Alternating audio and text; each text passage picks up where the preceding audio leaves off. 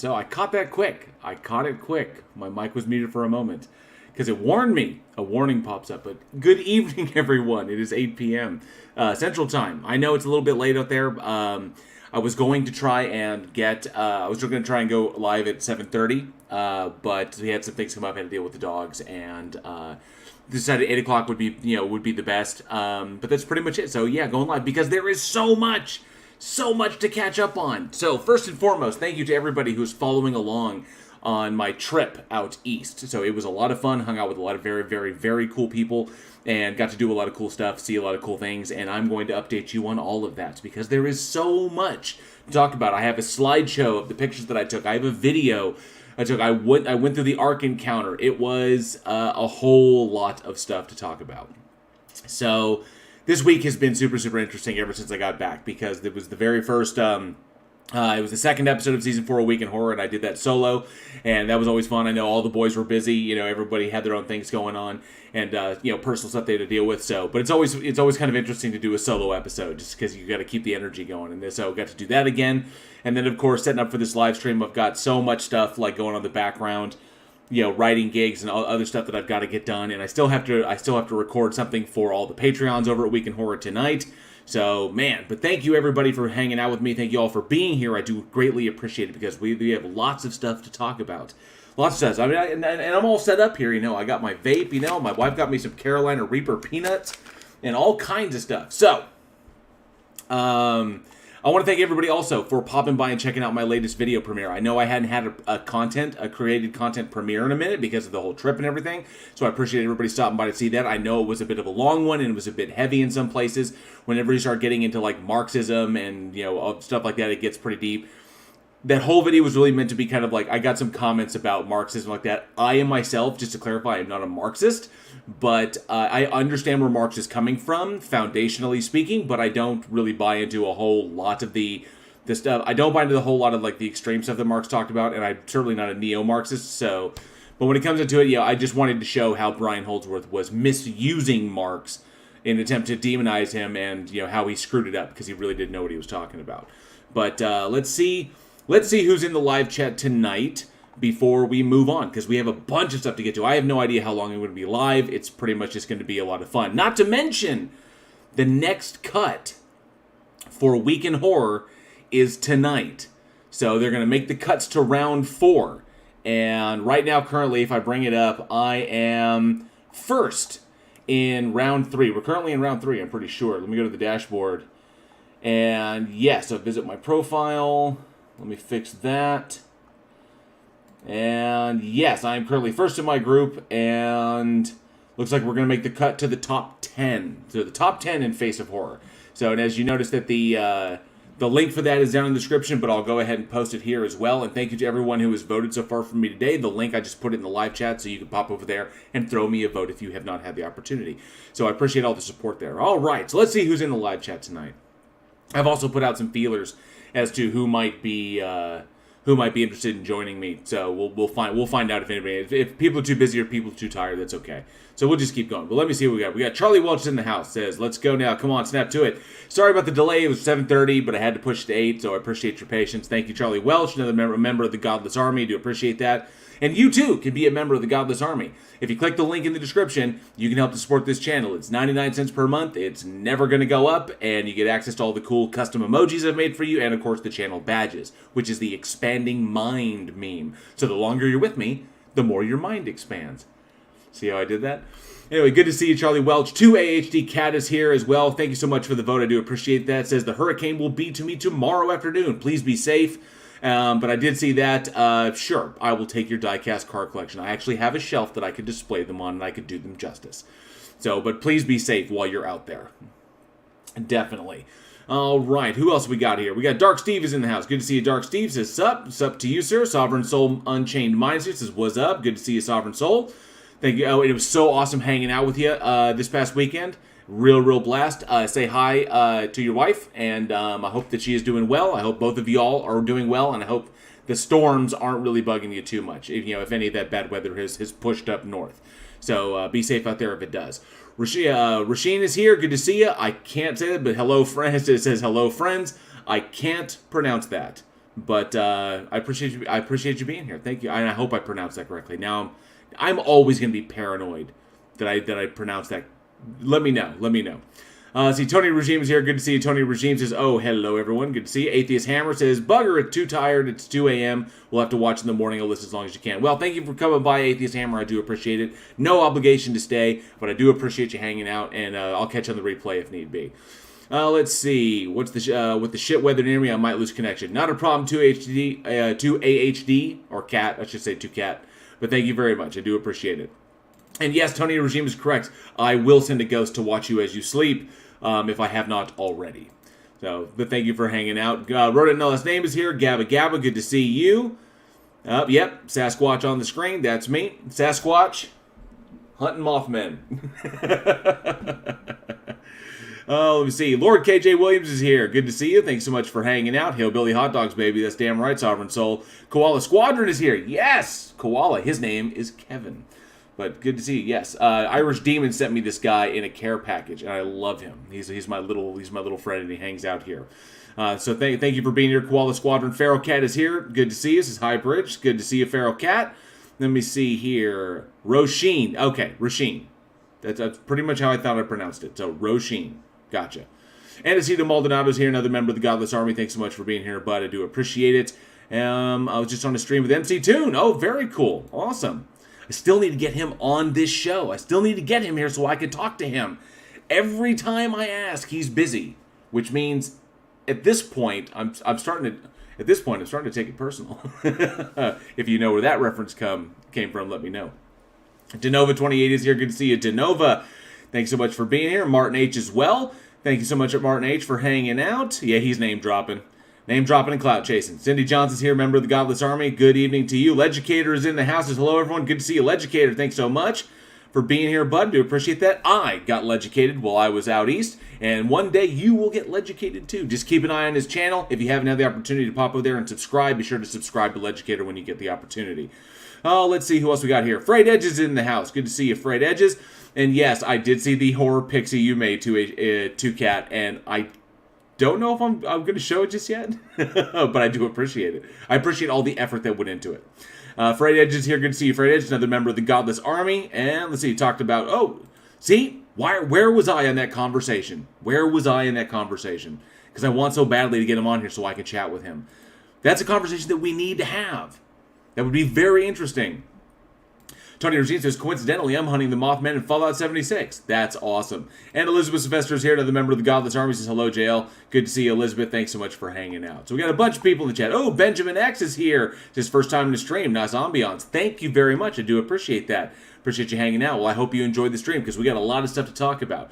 So, first and foremost, a lot of you in the stream may recall that when I was having a chat, it was one of the religious discussions. Oh, I think it was the chat when I was talking with Real at the Wheel, who apparently is taking a break. So the dude in his car who makes content while he's driving, apparently he released his third video attacking me. He put up and he pulled the first two videos, but I downloaded them. We watched them, and then he put up a third one, which is full of ad homs and full of him defending his film career.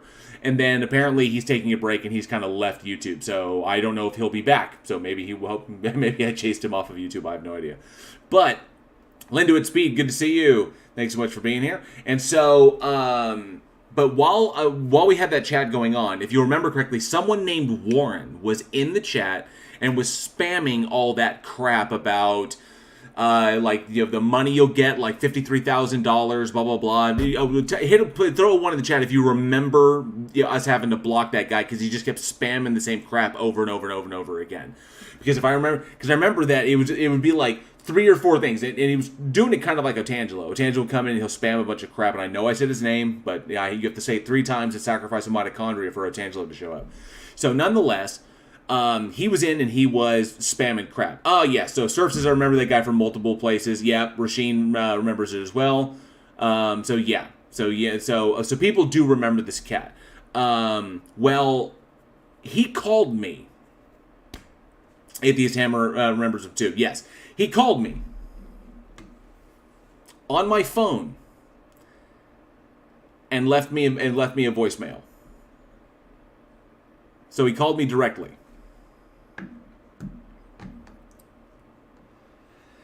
Do you want to hear that voicemail? Yes, I know I said it twice. I will not say it a third time.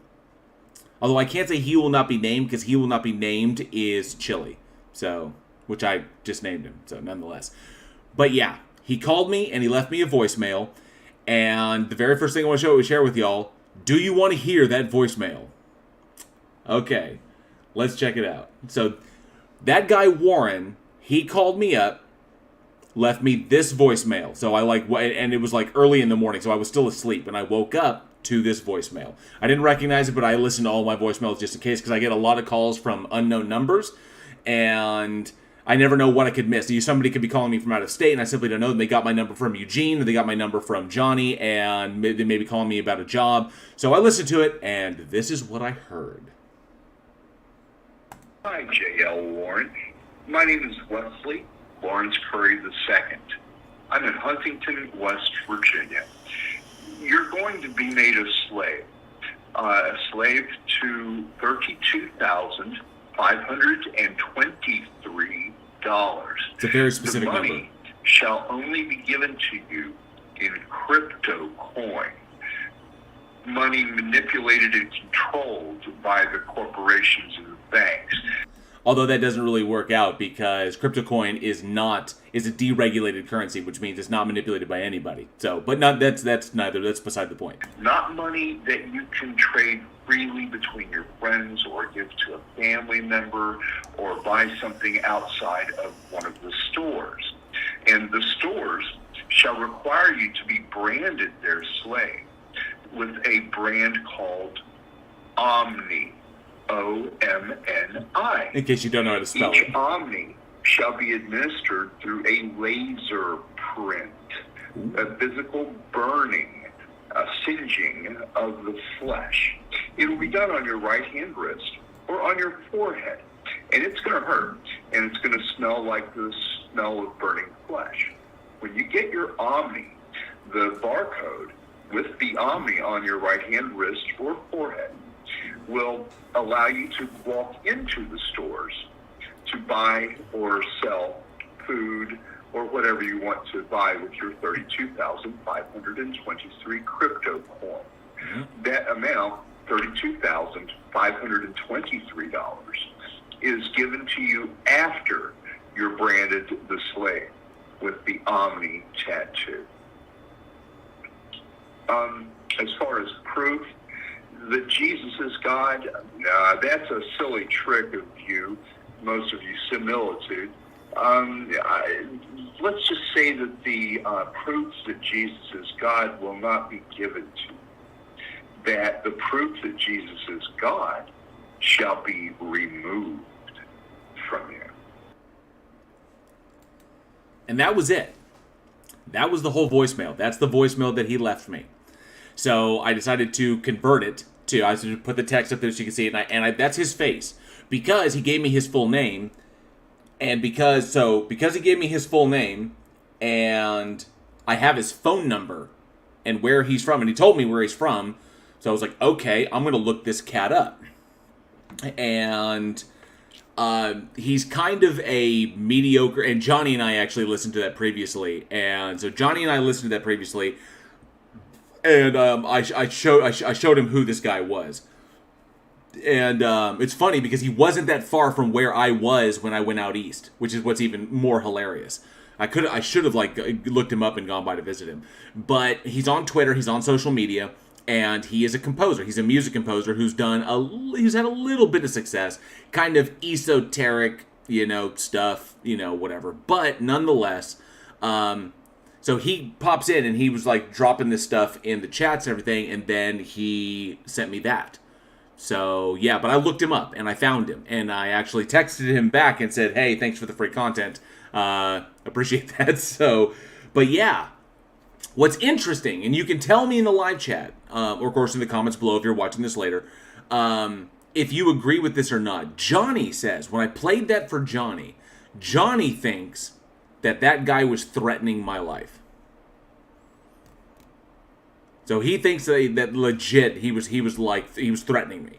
I took it as he screwed up, because if the idea that if the concept that Jesus is God is something that can be given to you and something that can be removed from you, then that would ostensibly mean that you have no choice in the matter as to whether or not you believe, because it has to be given, or it can be removed from you without your knowledge or your consent. Which means that he may be a Calvinist in that respect. So it's kind of like determined as like, I don't know because God has not allowed me to know. Which it falls in line with the whole kind of Calvinist doctrine that there are those who are the kind of elect, who are chosen to go from birth, and those who are not. Some are damned and some are not, and there's just no choice about it, no matter how you behave. So someone who is like literally written off as damned from the beginning in the Calvinist viewpoint, no matter how they live their lives, they could be the most pious person possible, and they're still going to hell. So that's kind of that kind of crap. And I thought he was kind of like, going like this, like, well, how could I possibly know if it's removed from me? But Johnny interpreted it as a threat, that he was threatening my life, that the reason it would be removed from me is because I would lose my life. So, that was the weirdness. That was the very first thing. So it was like that very, very strange voicemail that I got. People are saying that I should call him or that I should interview him. I've thought about it, and I may entertain that. Because he's an hour ahead of me. Anytime I try to go live, it might be too late for him because he's a little on the old side. So it's hard to say. But if I get the opportunity, sure. Or if he pops into the chat, because I just played his voicemail to me. But I've looked at his stuff. I've looked at his Bandcamp page. I've looked at his Twitter. I've looked at pretty much everything I can find on him. I didn't do a deep dive on him because he gave me so much information, so I really didn't need to. But he's a weird dude. He's like a really strange guy who's got this idea of like Trump is like a goblin king, and it's like it's like really, really strange, So none of yeah, Linda would speak. I don't think he's threatening your life. You are not worthy to know the truth of God. And that may be. So, yeah, I just have to call before Matlock. Charlie Welch. Ebjo, good to see you. Thanks so much for being here. Hello to you. Thanks so much for hanging out. And I saw Surfing as well. He says he makes stupid predictions. He told me I was going to lose internet for 3 days, not be able to respond to him. Kept responding to him. Yeah, it's silly. Let me see. I thought so. Martin H is here. Good to see you, Martin. Says if Jesus is God, then what about the bit where God has it off with his mom? Oh, it's also confusing. Yeah, it's very, very weird. It's very weird stuff. And hello, baby. Good to see you. Thank you so much for hanging out. Joshua Lee says, what the feck are you watching? A voicemail that was left to me on my phone. And hello, baby. Thank you so much for all the votes, for voting for me for Face of Horror. I do appreciate that. And yeah, he kind of sounded a little crazy. So sorry about the hello, baby. That was just that was a voicemail that was left to me on my phone. The dude called me, got my phone number, most likely through Week in Horror. He got my phone number and he called me directly and was kind of like, here's this. I've since removed my phone number from that access. So, thank you, Chris S. I appreciate that very, very much. It's a nice video earlier. Thank you. I know it was a long one and it was a deep one, so I do appreciate that. Rasheen says, best advice, block him. Yeah, true. He's like, if he's got views such as Trump is a goblin king, then he could be unhinged enough to be dangerous. Possible. I don't know. He's kind of a squirrely looking dude. It's kind of like just a little grandpa looking guy. But what are you gonna do? Maybe I'll have him on. Maybe I'll talk to him sometime. But his instability, I guess I'm once bitten, twice shy. Once I've had individuals like Eric Jewell on and the Delicio guy, the 7-day creation cycle dude, or the 7-day week dude. Once I've had people like that on, I keep finding these guys, and they keep turning into absolute shit shows, which I know is not what y'all are looking for. Maybe not on this channel. Maybe you go to MDD for that stuff, but not at this channel. This channel, I like to have legitimate, honest conversations, which is why I know I can have one with MC Toon. But individuals like that, it's just like they'll just end up like over talking and doing everything they can to flip the table. They play pigeon chess, and there's really, really no point. Baby Doll Ironton is here. Good to see you. Thanks so much for hanging out. It was an absolute pleasure to meet you. Thank you. Appreciate that. We had an absolute blast. So, now that we've kicked it off with the real crazy, who wants to see some pictures from the trip? So I queued up a slideshow So y'all can see the pictures that I took. And then, of course, I have a video, which is a compilation of stuff that I took. It's not well shot. It was done quickly with my phone, and then we're going to get into it further. Oh, and who wants to see me eat these Carolina Reaper peanuts? Now, they're Blue Diamond. They're Blue Diamond peanuts, so I don't anticipate them being very hot. So, but I'm always, it's very difficult for me to find hot stuff that will really, really affect me.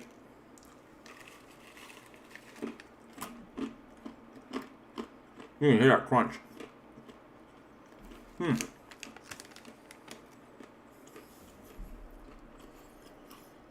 Let's see here.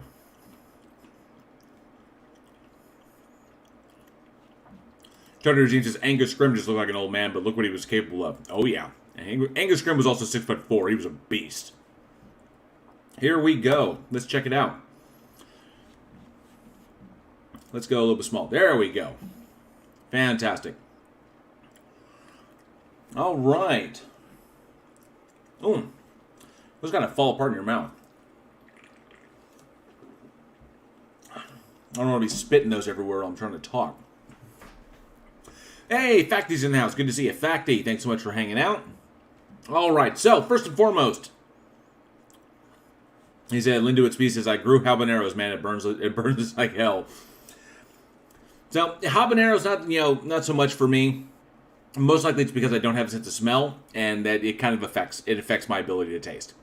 So, all right. So, there you can see the St. Louis Arch, the Gateway Arch, as I was kind of leaving. So, I hope that these are somewhat in order. So, that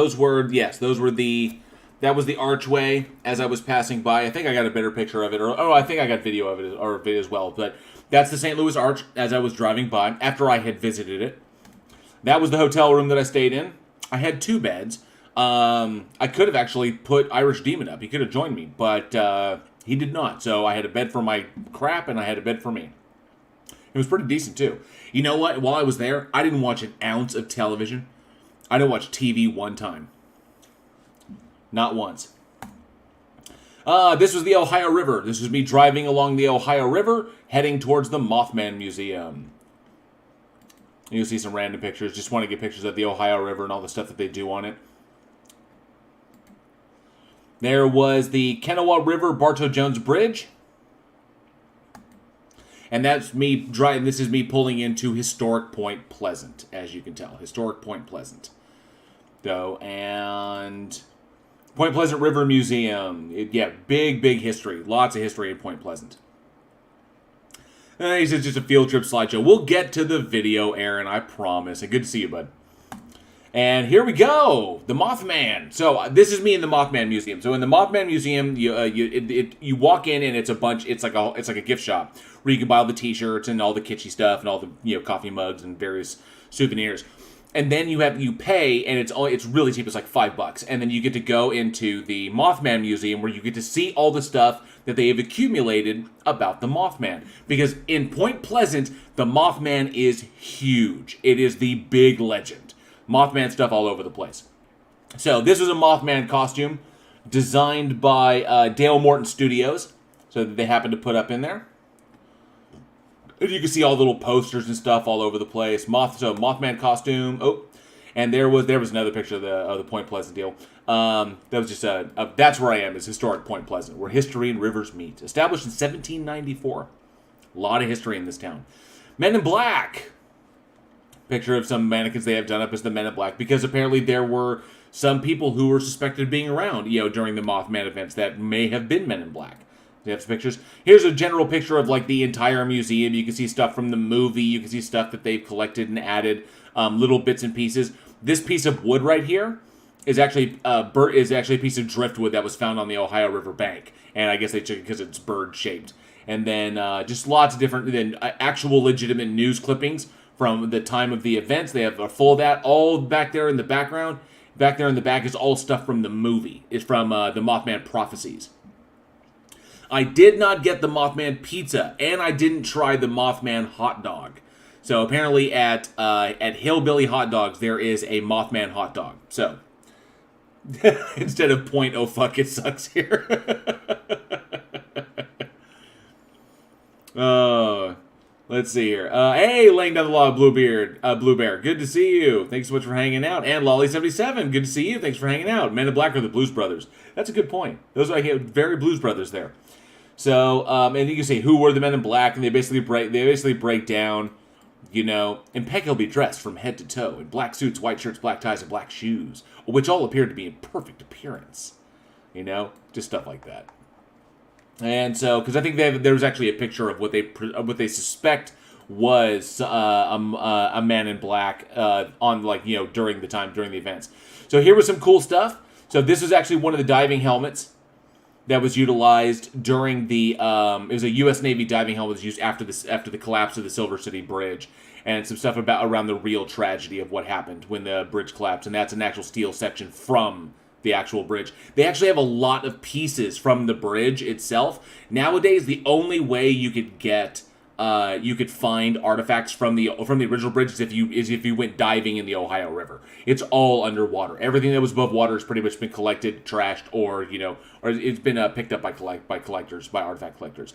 But that's an actual original diving helmet that they utilized when they were doing retrieval after the bridge collapse. There's a scale model of the Silver Bridge and kind of what it looked like with the little Mothman hanging out there on top. But it's essentially what the bridge looked like. The original one. Let me see. This up here was Mothman Prophecies prop. So they have lots of props. So for the movie starring Richard Gere and Laura Linney, Mothman Prophecies prop. I'm not sure what that is. To replicate the Kittanning Bridge. So they have all kinds of stuff. So here was some more props that they had. So Mothman Harley Davidson pin. That's pretty badass, and I know that Irish would think that was super, super, super cool. And so, but that was the original watch worn by Richard Gere. That was the chapstick that he had in the scene, and I think that's just a little. Looks like a marker, looks like a bookmark or something like that. But yeah. But there you go. Some props from the movie. There's the original phone that Richard Gere used in the film for Room 22. Mothman Prophecies. Telephone used in the motel scenes with John would talk to the Mothman. So yeah. Kittanning, Pennsylvania. When they shot this. There was the original artwork that were done as part of Deborah Messing's book, or her journal when she was in the hospital, and the stuff that she made. So. And I will say this, I think I may have missed the picture, but you see this jacket here on the sign. This jacket here is actually the uniform that was worn by Laura Linney in the movie, her deputy uniform. That woman is so small. I had no idea how small she was. That uniform is super, super tiny. It's like unbelievably small. So wild. Here's another custom Mothman.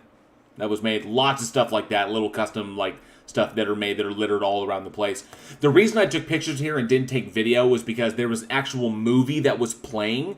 Not the movie, but there was a documentary film that was playing, and I didn't want to catch that audio or actually catch images of it on screen while I was walking around.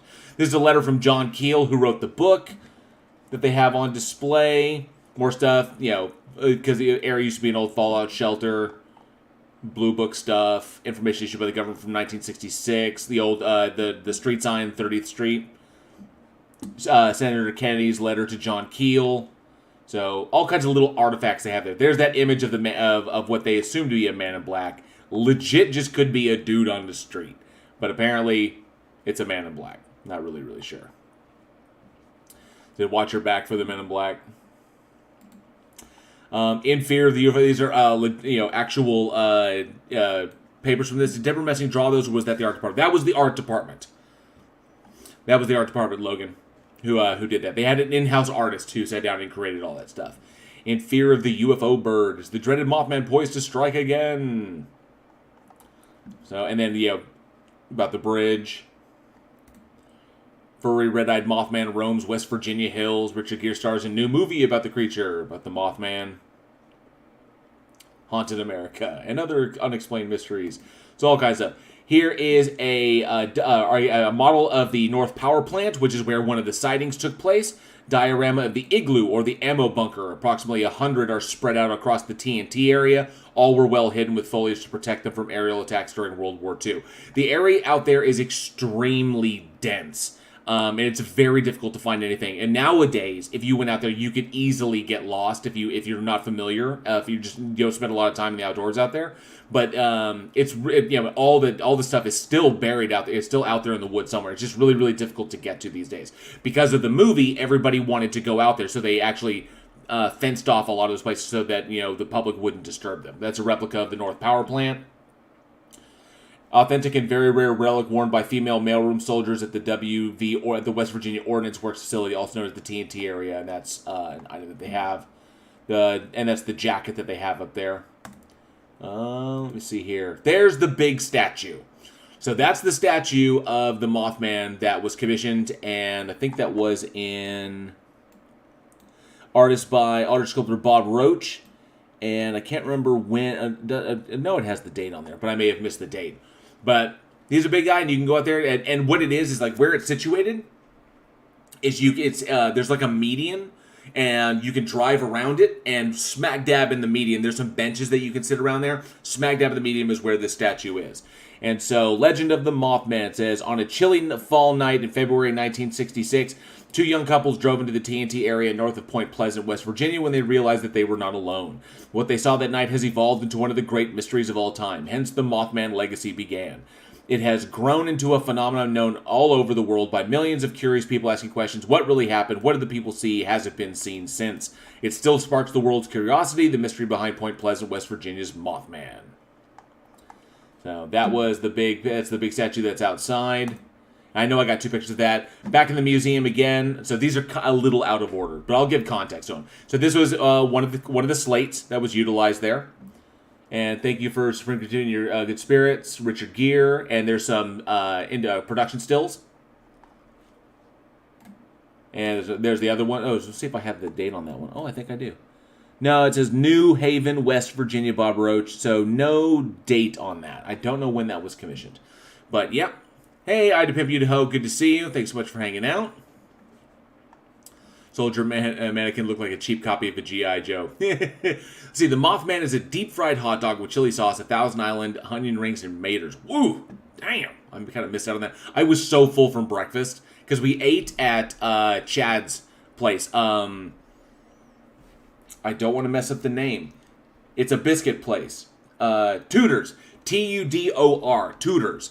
Tudor's Biscuits. And we ate there that morning. It was me, Colin, and Irish Demon. We all went and had breakfast there, and we were so full, it was really hard to go. We didn't really have an appetite while we were at Hillbilly Hot Dogs.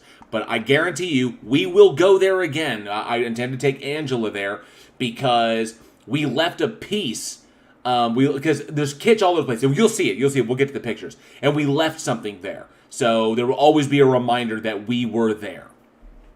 And it was excellent. I wish I could have spent more time there. I wish I could have eaten more of the food. It's just that we had no appetite after breakfast, unfortunately.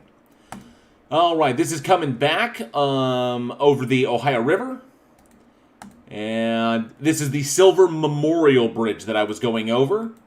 That's the Silver Memorial Bridge. This is the bridge that replaced the original one that collapsed, and that was just over there. And this is me driving into Ohio. So this bridge is everywhere. You'll be in another state in just a heartbeat. So here we are at the first big this on the bus. No, we did something different, Tesla, and I'll fill you in here in just a moment. So here is we're meeting up with some of our friends, and these things are freaking awesome. Crocheted Legicator and Chili de Castro that were created specifically for this night.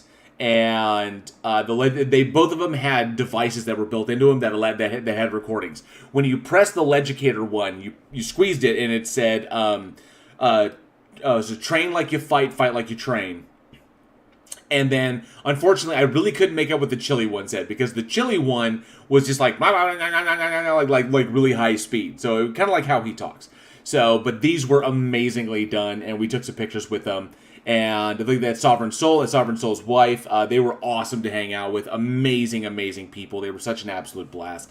Aaron Reese says, I'm trying to lure Irish to my neck of the woods. Next time, we're all polishing our banjos in preparation. Hey, Raven Darkstar, good to see you. Thanks so much for hanging out. And let's see, there's the Legicator, there's Chad, and his Chad, he's got the chili in a headlock. So he really loved those. Those were amazing. That's Mrs. Legicator back there in the background. And this is when we were going out to the armory to go eat. So, yep, he's just choking the shit out of him. That dude is a beast. He would have eaten chili alive. There's the man. There's Irish Demon. Irish Demon hanging out with the Legicator, the Legicator and Chili Dolls, and you can tell he has no lips. Let me see here. Yep. There's me and Irish together hanging out, and that was me and Bits and Pieces. Bits and Pieces was an absolute blast to hang out with. He was cool as shit. Now that was me making him laugh. So, but he was awesome hanging out. There's Colin. So me, Irish, and Colin. That was it after dinner. Okay, here we are in Hillbilly Hot Dogs. So Hillbilly Hot Dogs is this literally side of the road place. 2003. Thank you, Ebjo. Thank you, or Ebijo. Appreciate that. 2003 was when that statue was unveiled. Very cool. So, okay, how to describe this place? You imagine an area that's basically along the side of the road. And there is all manner of kitsch and all manner of just whatever you can throw out there. No matter what. You can see birdhouses and toys and just, stuff that people have created. This is the Hillbilly Hot Dog Wedding Chapel. And people have signed their names all over everything. So everyone who is anyone has probably ever been to this place. And there are signatures everywhere. And you can see that. Couples have signed their names here. There's license plates of people from pretty much all over the United States. People sign their names all over the place. And I think what he was talking about when he said, "Have you signed the bus?" There's another picture of the chapel. Was probably that one, or there was one on the ground. So no, that's the van. So I know which bus you were talking about. But that's Hillbilly Hot Dogs, and that's big van on a tree. And then, of course, Order Over Yonder. Look at that. Just a variety of stuff. Just kitsch all over the place. If you name it, it's there. And there are also a lot of bikes there because this is a very happening biker joint. So, bikers all the time. And I can understand this would be an amazing place on a long bike trip. We're going to have to make it to Michigan. I will definitely make it to Michigan, and we'll go hunting for the Michigan Dog Man. We absolutely will. Heavy Joe says, looks like my dad's farm. Very true. Let me see. So, but yeah, all kinds of stuff. And let me see. You can see it all over the place. Just little things people left. Business cards people have left. And then we're going to go, bam. There's the bus he's talking about. Is that the bus that people can sign? And, people can sign all over this thing, which they have. Stickers all over the place. Should have brought a Week in Horror sticker. That would be good. But I really didn't know we were going to hit this place. I didn't know it existed. Really super old car. Places is set all over the place. Oddly, never got the feeling I needed my tetanus shots. Never got that feeling. We lost Sonny the Weenie Man last year. Oh, that's a bummer. That was a shame. But yeah, you can see it. So, rocking chair. What is just all kinds of stuff. Let's see. The more you weigh, the harder you are to kidnap. Stay safe. Eat hot dogs. So very true. Grin like a possum pooping peach seeds. Yeah, just little fun stuff like that all over the place. Just this picture, there's like 9 different things here. So there we go. There's a little bar area that you can actually sit inside of there. They got plenty of seating all over the place. Seating outside, seating on the inside. Do you want to know what Hillbillies make their hot dog from? Guessing passing tourists. The hills have appetite. They absolutely do, Night Noodler. They do. But they have this stuff all over the place. Redneck doorbell. And so, various things that people have left over time. Some of it rather creepy, But stuff that people have left over time. And it's really, really cool, There's something to look at everywhere.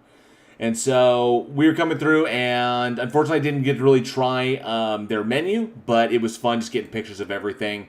There's the Sugar Shack. There's the menus that they have out there. And then, of course, so much stuff. It would take forever to try and, see it all.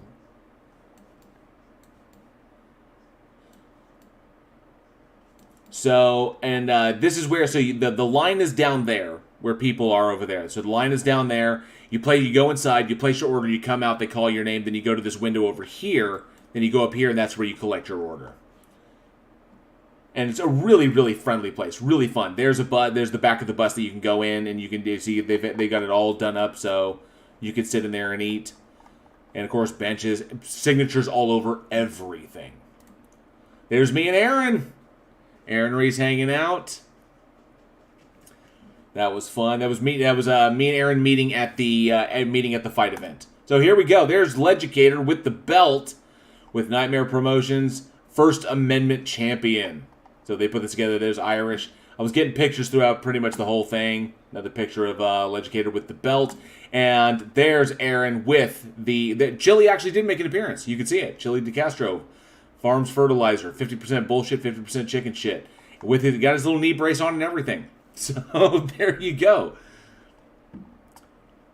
AJ says, oh, that's not even the best roadside attraction in West Virginia. You need to check out the Mystery Hole on US 60 east of Charleston. Ooh, interesting. Have to check that out sometime. So yeah, and that was them with Chili making his appearance. It's so brilliant. It's absolutely that was a brilliant creation, Aaron. So well done. Oh, there's a picture from when I got into Point Pleasant. There we go. That's the belt with all of our signatures on it. Irish Demon, Blue Bear, Ironton Auditor, that's Terry, and then Sovereign Soul. There's me, Bridge the Divide. Everybody signed it. There's me mugging with the belt. So,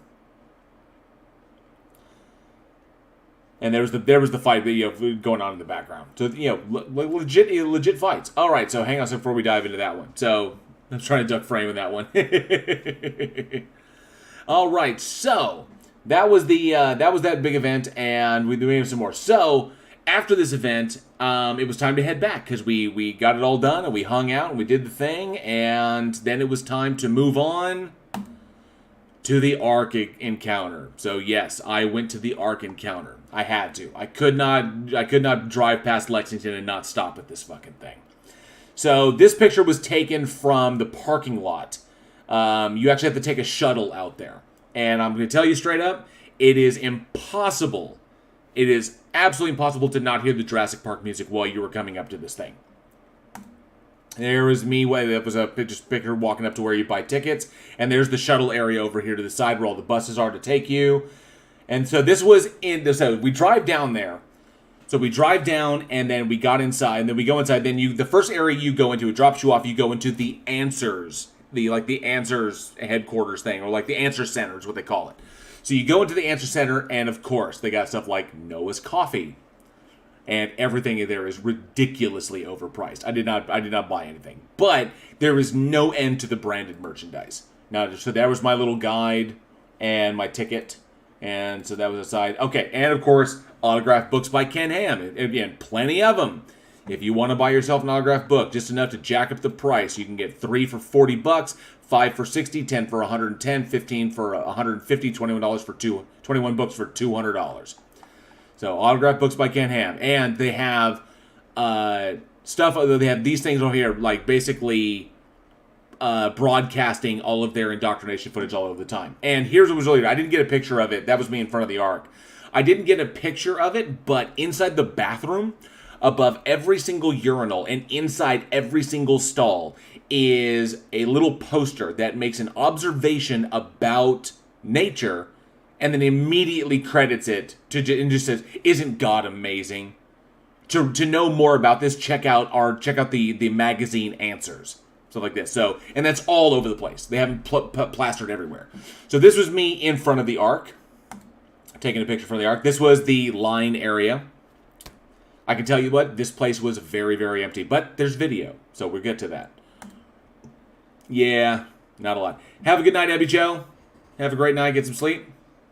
And I know this is not enough paint in the world to cover that shit. JL looks like God disapproving of the Ark. What is this shit? And of course, yes, I wore my science shirt. So, yeah, nobody there.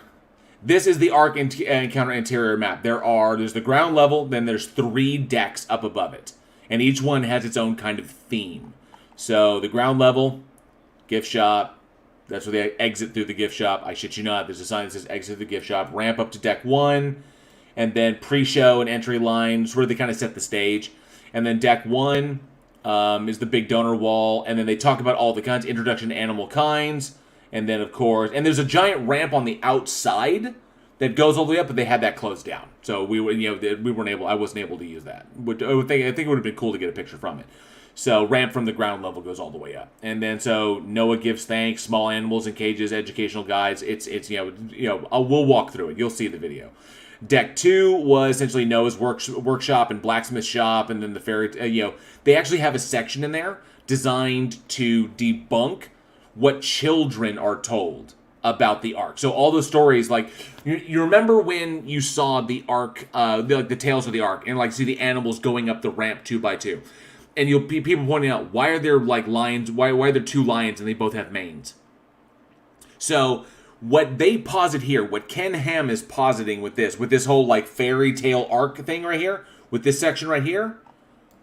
What Ken Ham is using that to do is essentially say that people who are that evolutionists and individuals who are atheists, stuff like this, that those books were created to make it easier for people to reject the story. And say, look at this, they can't even get this right. This obviously was wrong. And that all of the stuff that kids learned about it is a concerted effort to try and dissuade people from believing in this stuff. So that it's weird. It's Oh, Patricia Bradshaw, we are gonna get to it. It won't float. Global warming. I think the Zealots have the timeline wrong. Noah's aircraft carrier. This fucker is a beast. Yep. Hoven has Dino Adventureland. Yeah. Let me see here. Doors of the Bible. Okay, so we're gonna get to that as well. I know there's not a lot of context to these things. Rainbow Covenant. Flood Legends, Ancient Man, Babel, Ice Age, Flood Geology, as in the Days of Noah Theater. They have this theater here. They have Days as in the Days of Noah Theater, and they have the Noah Interview Theater. And I think, so they have those 2 theaters there, constantly playing these movies, which are just atrocious. So, just terrible. We're talking pure flick shit. So, and then of course, searching for truth, and you go through the doors of the Bible, and that's where you exit, and you take it all the way down, and you exit out the gift shop. And this is a big, big gift shop. It is enormous, but we're going to get to that. So there's the Ark from the outside. This is the walk up to the Ark, because once you get out of the Answer Center, you have to walk down this path all the way to get to the damn thing. That was the inside of it. They got some topiaries around the. This was the ramp leading up out of level 1, going up into the first deck. Oh, was that it? Oh, looks like that was it. Yep. Okay. So that was my photographic experience. Bam. Oop. So that was the photographic experience of this. So. There are 2 Dino Adventurelands. There are, yes. Ark should have been a sub. Yes, it is beyond outlandish. But let's check out the video. So this video is not just the Ark. This video is stuff that I've compiled through my journey. So, okay, so here. This is when Irish and Terry went to the firing range. And I didn't shoot gun. I just don't have this, big pull for guns. But it worked out because I was able to film them. So I'm more of a knife guy when it comes down to it. So that's Irish firing. He's okay.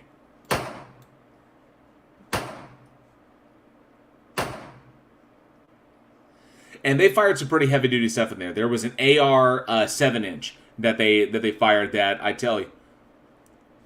Oh, sorry, my bad. Not Terry. I mixed it up. Terry is somebody else. My bad. That was Blue Bear. Blue Bear was there with me and Irish. My bad, Blue Bear. Totally mixing people up. Still trying to remember, keep everybody's names in order. I met so many people. But yeah, this is Blue Bear, not Terry. Terry is Ironton Auditor. This is Blue Bear that was with us. Blue Bear took us in and allowed us to basically allowed us to shoot his guns. So this was Irish and Blue Bear rocking it out at the firing squad, or at the firing squad at the firing range. So that was him.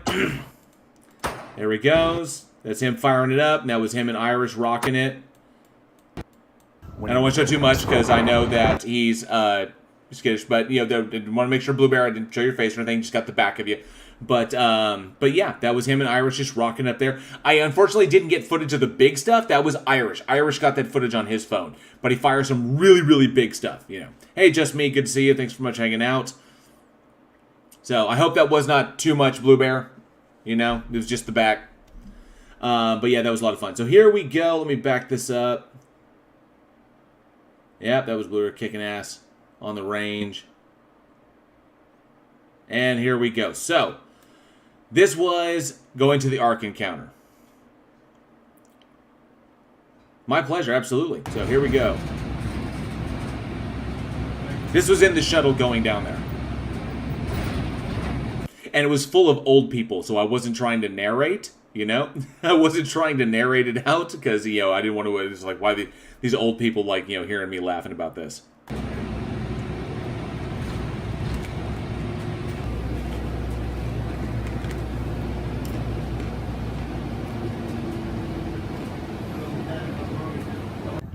I cannot believe the taxpayer money went into building this thing. Oh, there is a lot of wind when I'm outside. It was a very, very windy day, which was nice because the sun was out. It was actually a beautiful day. The perfect day to go like visit this thing. So here's the sense of this thing, of how big this damn thing is. And yes, taxpayer money went into building this.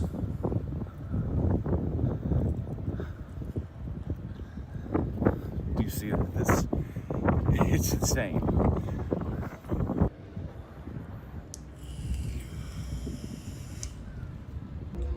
As you can see, nobody. They even have the big ramp that leads up to it. The big ramp there, they even have that completely closed off. And here we go. So you hear that? They have epic sweeping music playing through every square inch of this place. Epic, biblical, you know, like that has that kind of like, let my people go kind of thing playing throughout the entire arc all the time. Hey, hello, baby. Good to see you back. Yes, even on... Surprisingly, Joshua Lee, I did not get a lot of dirty looks.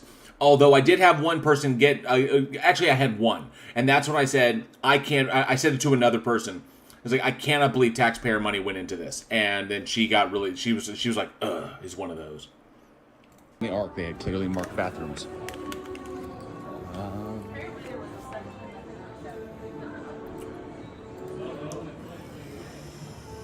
See what we got. So, oh, and a well-stocked snacks. That's important. Important to have a well-stocked, a well-stacked snack bar and, you know, easily accessible bathrooms on the Ark. Snack bar. Deck 1 exhibits. So, where else are we going? Be ready for a walk. This place is actually quite large. Oh, here we go. So what you're going to get is kind of a fly-through. Is essentially, I was flying through the place. If this place, you'll see it in a sec. This place is so big, it would take me at least 2 days from open to close to cover every single thing in it. So I just covered as much as I could because I had to get through it and I had to get back on the road so I could get back in time. So, and play a little Sabbath. Hell fucking yeah. The flaw has little claw marks. That was a cute touch. Yeah. And Steve64 says, hi, good to see you, Steve. Thanks so much for hanging out. Oh, the people who sponsored it helped to make this thing happen. And the actual physical model.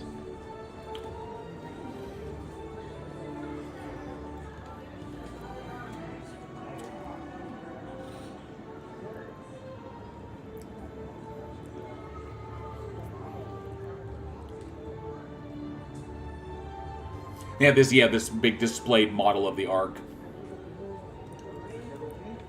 And I was trying to keep the camera down so I didn't get people's faces. So you may see a lot of the We're floor. going up to deck 2. On to deck 2. On to deck 2. It looks like the larger stuff is up here. And here we go.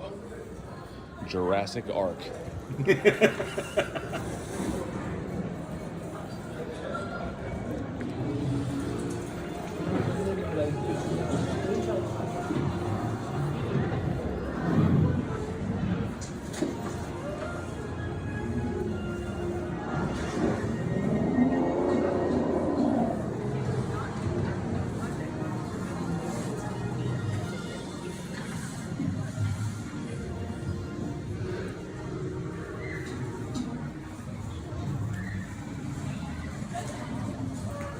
Spinosaurus kind. Oh no, I sent a picture of the ark. The horse kind.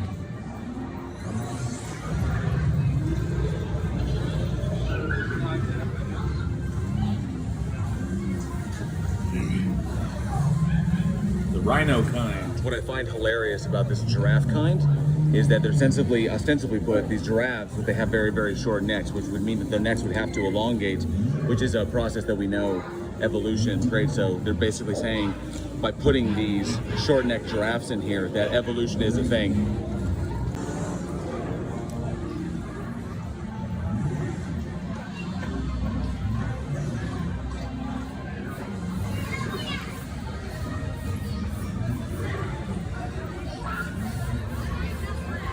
Oh, pardon me?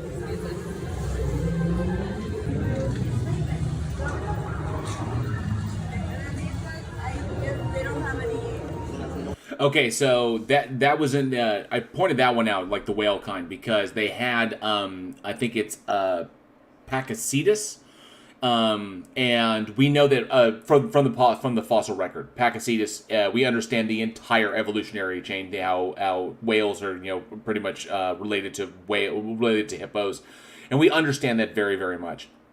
If you want a really good breakdown of it, check out Forrest Valkai's video, his latest one, his episode 1 of evolutionary biology, just dropped on his channel earlier today. Really excellent stuff. As a matter of fact, I wish Forrest Valkai would debate He Who Will Not Be Named, because that would be a bloodbath. A lot of old people, a lot of kids.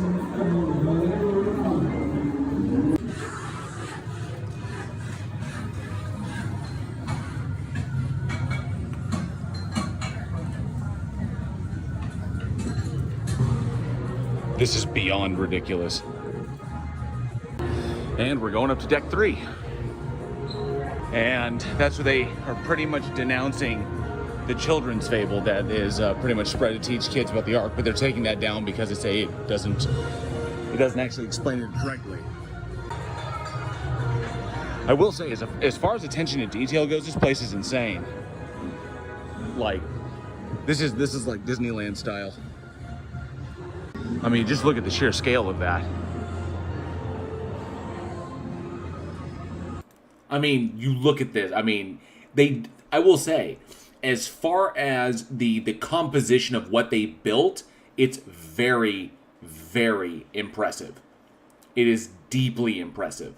And the attention to detail, the level of cleanliness, and just the way everything is constructed, this is Disneyland style construction. This is Imagineering.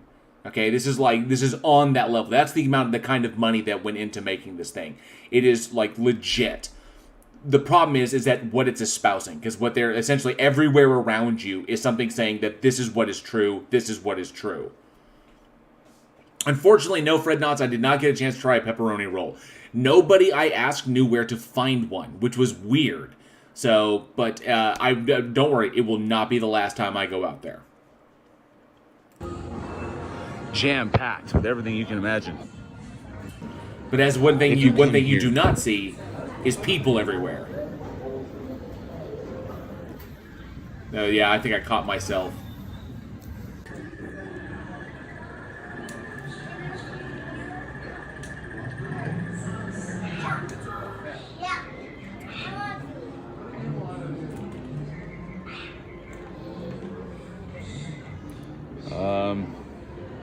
Maybe he's drunk. Terribly acted movies. Here they talk about this little section, basically trying to explain away the fossil record, but what happened outside of the Ark. Oh, have to see this.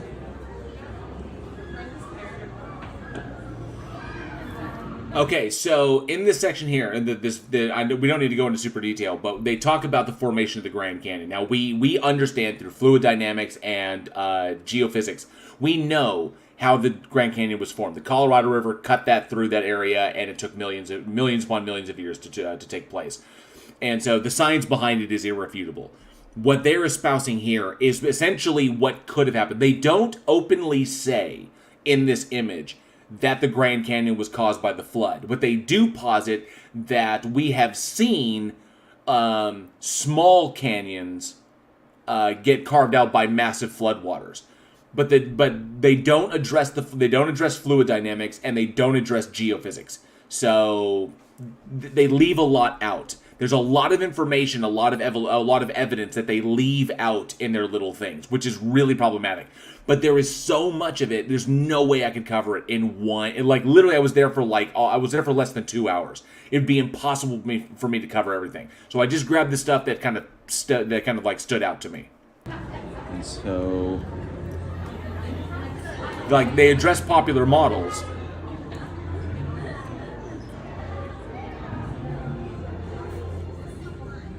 And then they try to essentially kind of explain away how it doesn't necessarily have to be this. It doesn't necessarily have to be the way fluid dynamics and geophysics explain it. And they go into like Babel, and why, and they try to explain away they try to explain away the evidence. Basically, they equate that the evidence can be interpreted into two models. You can look at it from a biblical sense. And you can look at makes assumptions. That does not. So yeah. So they basically say that if you look at the evidence and you just say, if you look at it, they basically admit to presupposing God here. Essentially, if the God exists, then that would explain this. Assuming that the Bible is true and everything that has been dictated there is correct. Whereas the evolutionary model does not make those assumptions. It only goes by what the evidence is there. It does not assume evolution is true because we know evolution to be true. Because just like I explained to Jay Robin, that finally got him to shut up once, when I dipped my toes into Clubhouse, as I explained to Jay Robin that yes, when you're making a hypothesis, there may be things that you presuppose about the system, but once you've answered it and your hypothesis comes out to be correct. When you find your hypothesis correct, the things that you presupposed are also, therefore, validated. They're verified. So it's kind of like it's like when you have variables in an algebraic equation and you don't know what all the variables mean. You can go through the process of plugging in random variables to see what happens. And eventually, you'll figure out the right ones. That's essentially what's happened with evolution, is that we don't presuppose these things anymore. We know them to be true. So... let me see. Ilya. Oh, Ilya, good to see you. Thanks very much for being here. See, Strength of the Ark holding a camera over his head in slow-mo while the Jurassic Park theme plays. That would be fucking hilarious.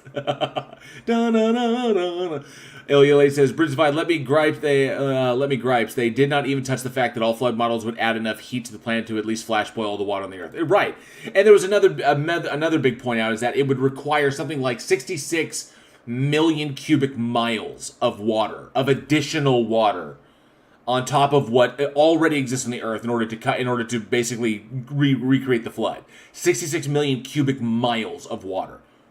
No way. It's like not possible. So, I mean, unless magic is pretty much what it is. No, it's still awful. Yes, they went there. They went there.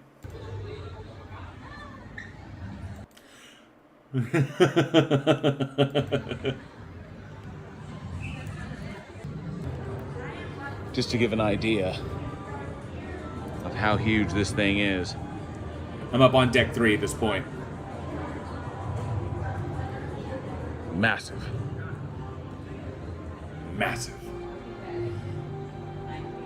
Can we trust the Bible? Oh, dang it. I went sideways trying to catch the whole thing. My bad. Short answer, no. Handy of the creators of the Ark to put in an elevator when we're done with the experience. Okay, so my bad. So apparently I may have missed it. Oh, dang it. Apparently I may have missed it. I'm going to go back. Because I have something to say there at the end. So, okay, before I got this was messed up. Apparently I missed the video of it and I forgot to upload it. A section that was missing. There is right at the very, very end. Right at the very, very end of the experience. Is literally like on deck 3, that section, because once you get down to deck 3, so you're going along, and then you come in one side, and then you're forced to go all the way down and around, and then you come up around the end. And then you go through the end part, where ostensibly the bow of the ship is, and you go through the end, and you pop out. That's where God's word, how can we trust the Bible, and that's where you go to the elevator. So in that section up at the top, where technically the bow is, that entire section is a chick tract.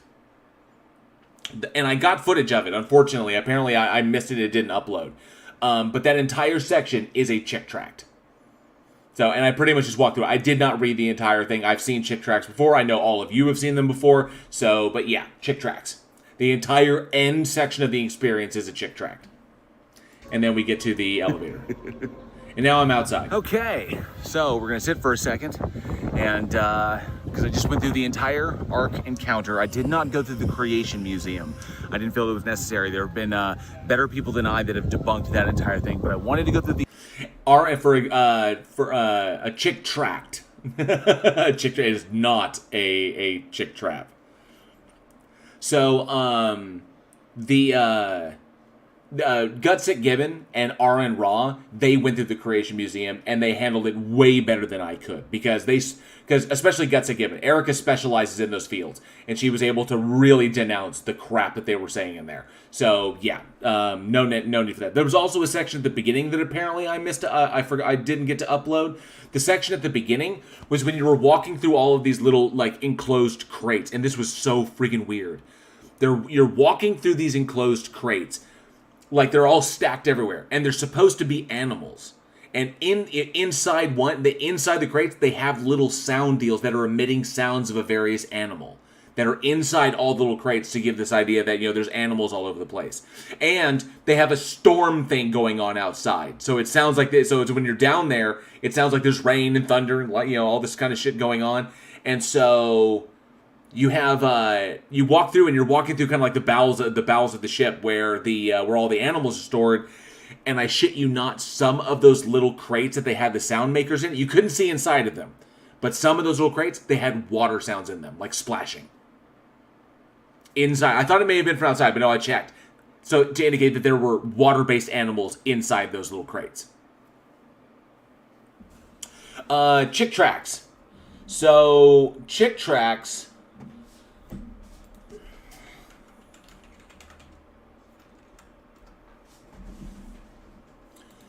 is something along this nature, something like these. They were little booklets, chick tracts, and you can look them up there. You can find them on Wikipedia. But chick tracts were short evangelical gospel tracts, originally created by religious cartoonist Jack Chick in the 1960s. His company, Chick Publications, has continued to print these tracts in addition to new ones, ones by new writers. So they're generally accepted within Christian theology. Several tracts have expressed controversial viewpoints. Most notably, they express strong anti-Catholic views as well as criticisms of other faiths, including Judaism, Islam, and Mormonism. So, but yeah, Jack Chick created these little tracts that were like these little booklets that you go through and they tell like a story that leads to obviously, believe in God. And the entire end section of this was like a giant chick tract where you're just walking through it. It was so... I have video of it. It's so... I should take more because it was so fucking cringe. It was cringe. Cringe AF. It really, really was. Found them on the backs of toilets. They'll leave them in bathrooms. They'll leave them in ATMs. Just wherever people frequent, you can typically find them. Yeah, Jake and Hannah did a lot of videos on Chick Track stuff. Yeah, it tracts. Yeah, say it. Tracts. Yeah, tracts. The Ark experience and get a sense of what they're using this theme park in order to try and indoctrinate children with is pretty much what it is. And I can tell you it is absolutely insane.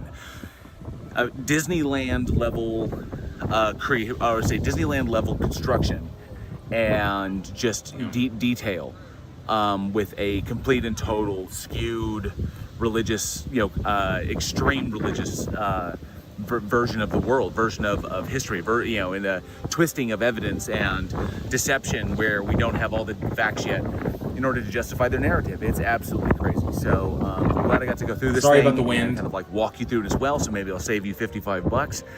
It was $55 to get in. It was $15 for parking, $55 to get in, and that did not include the Creation Museum. But yeah, this thing is insane, and hopefully one day it will be shut down because this is truly a monument to absurdity. I can't believe I turned it. But yeah. There's that giant ramp that initially you walk up. I should have just gone portrait there, but I turned it for some reason.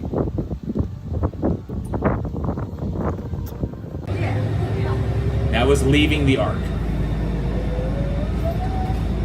That's the zipline tower that they have back there in the back, which was not open. A lot of the stuff that they had around there was not open. So they actually have like little stands for buying food and stuff. None of that was open. A lot of it was closed down.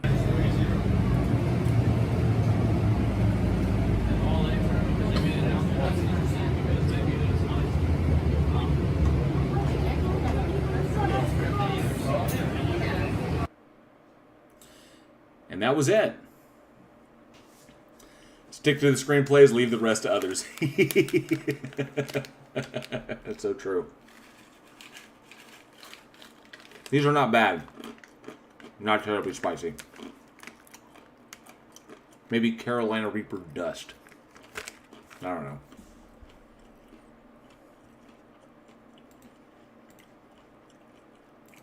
Let me stop that. Good to go there. What is this? Oh, that was creepy voicemail. All right. So, that was what we had going on. That was my walkthrough of the Ark experience. And, of course, my trip through, my trip out east. That was pretty much the updates there. Crazy voicemail. Walk through the Ark. What else did I have here? Oh, yes. Oh, that's what we have going on. Okay, let me catch up with the comments, see what's going on here. Yes, Aaron Reese, I will stick to the screenplays and leave the rest to others. I'll curse the weather fairies that caused that wind. Yeah, there was a lot of wind, unfortunately. A can of petrol and a lighter. That Ark would split apart immediately, am I right? Titan Ark, Arcolepsy. Third Team says, how deep was the keel? I don't think it... It doesn't look like it'd be more than a few yards. I bet the thing would roll badly. So, the way the Ark is constructed, they actually have a section on the inside, which was essentially how they don't really know how the Ark, like what the finished Ark looked like. So, in some areas of the construction, they had to make assumptions based on, they had to make educated guesses on what it probably looked like. So, what you see, they actually tell you straight up inside that this is probably not absolutely what the biblical Ark looked like, but it's the best that we can surmise from the information that we have in the Bible. But you're right, that thing would not work at all. Thank you, Just Me, I appreciate that. Yes, there is a guy behind me with a machete, and he's hanging out. You know what he's doing? He's waiting for me to win Face of Horror. It would be ironic if it got flooded. There actually was, they actually sued their insurance because I think during one of the first big storms that came along, it actually leaked. So, they actually sued their insurance to cover it. Notice that they didn't build it in Florida. Damn straight, Aaron Reese. They did not. UKPI, good to see you. And yes, it is a phenomenally huge structure with a ton of money that went into it. And it's like I said, if I said before, if this had been something like Disneyland, like something like Pirates of the Caribbean or something like Jungle River or something along, like Imagination, it would have been fantastic. This was anything but, because they're espousing that everything inside that thing is true. And I don't see a reason to ever have to go back. But if I ever want to do like a real, like, in-depth debunk, I'd go back there with better equipment. I'd go back there with a stabilizer and a camera and like a legit camera instead of just my phone, and actually go through and break down why everything is wrong. But it probably would take multiple days. I'll probably have to buy like a weekend pass and then keep going. Say, okay, where did I left off here? Apparently not very good ones once they got started. All right, so Martin H., America is definitely a strange place. Oh, we are, yes, absolutely. Aaron Reese is 40 minutes to the end of round 4. Still in first. Awesome, yes. And let's check that out. So we're going to go over here and share this. So there we are. And I am still in round 1 in my group. As you can see, I updated the picture. So I hope you all dig that, especially my friends down under. And that's the pinnacle of Christian Science. I think so. It just might be. That's entirely possible, Jason Hyatt, that I wouldn't make multiple days before they kicked me out. It's really hard to capture it all, to get it all. There's so much junk in it. And they go through, like, all the stuff that was going. They go, like, pre-flood. They go during the flood. They go outside of the boat during the flood. What was going on in the world. They cover the history of ancient man. They cover the Ice Age. They talk about every conceivable question that you could possibly ask. They try to address in there. They address it badly, and they ignore a lot of evidence, but they do attempt to address it. And there's just so much information, it'd be impossible to cover it in one day. Ares, can we dress as pirates and invade? Yar, matey! That would be a lot of fun. I totally forgot that September 20th. Oh, wait, is it? Yeah, September 20th is Talk Like a Pirate. Or September 19th is Talk Like a Pirate Day. My bad. 20-acre, it's a 20-acre Gish Gallop. It absolutely is. It absolutely is. So, yes, here we are on the Face of Horror website. And, of course, there's my profile. So, I updated the picture I updated a new one to put a new one in there. And then, and of course, there are 38 minutes and 30 seconds left till we do the next cut. So, of the people that are left in this round is me, Tara, Matthew, Kate, Billy, Curtis, Shannon, Esme, Bailey, Jerry, Richard, John, Tylene, Buffalo, and Brittany are all that are left. So that's 1, 2, 10, 11, 12, 13, 14, 15 people. So, yep, 15. Let's see, 1, 2, 3, 4. 12, 13, 14, 15. Yeah. And so, yeah, top 15. So, we're going to lose 5 more. I'm the captain now, Ken. Look at me. Look at me. I'm the captain now. Yes. Bill Nye shit on the Creation Museum, if I remember correctly. I don't know if Bill Nye... No, I think Bill Nye did a video where he walked through the Ark. I'm pretty sure he may have been. He may have done that. But I know that he crapped on it. He also wrecked Ken Hammond debate. So I remember watching that live. Pay Glenn Serio to go audit the Ark account. That would be hilarious. So this is who is left. Top 15. They're going to make the cut in 37 minutes to the top 10. And if this pretty much stays the way it is, it's going to be me, Tara, Matthew, Kate, Billy, Curtis, Shannon, Esme, Bailey, and Jerry are the ones going to be making. So unfortunately, we'll lose them unless one of them sees a sudden surge there towards the end. And fortunately, because of all of you, I have remained in first since the very beginning. Now, I'm first in my group. Not first in the entire Face of Horror, but first in my group. Joshua Lee, I didn't mean to ignore you. Where are you? Didn't I say hi? JL, how they think big-eyed aliens are okay, but not evolution. Okay, so on that poster, on that thing that they put up about aliens and the pyramids, they don't actually state that aliens are what's constructed. They're saying that we can't rule aliens out because we don't really know how the construction was done. There's still a lot of questions about the construction. So aliens are a possibility. And yes, it's very weird for them to throw that out there, say like, aliens are a possibility, but evolution bad. Even though evolution and God are not mutually exclusive concepts. Evolution could very well, evolution could be true and there could still exist. And technically, whereas technically a creator being, I'd say like a sufficiently powerful enough entity could still exist and evolution be true. But the biblical God absolutely does not exist. I've demonstrated that not to exist. Taxpayer money paid for my ark. Absolutely. Wouldn't Glenn get confused as part of the whale kind? That's fucked up. That's fucked up, Tesla. Bill Nye shitting in the ark lobby. Oh, let's see. Wrote in his name, said Friday. Would it be evil to be... Oh, yeah, go. Yeah, that would be hilarious. Absolutely. Glenn would weight test it for dinosaurs. And then who made the aliens? Well, God did, of course, obviously. So 35 minutes and 18 seconds to where we do the next cut and cut to the top 10. So then the top 10, then the top 5, and then after this cut goes the top 10, then the next cut will be the top 5, and then after that things get really interesting. So slowly but surely, as each week goes by and I get a little bit closer to winning the top spot. I have a feeling that it may be kind of tough towards the end. Maybe round 7, if I'm able to make it to round 7, I think it may be kind of tough, which would require a lot of people being on top of it. So you may see more and more of me popping into live chats that I'm a moderator in and saying, "Go vote," because I think it's going to be tight. At least, yeah, that's my prediction. I could be wrong. See, Nate from Newsy says every Christian I ever talked to that believes in aliens also thinks they are demonic. True. That they are demons, essentially.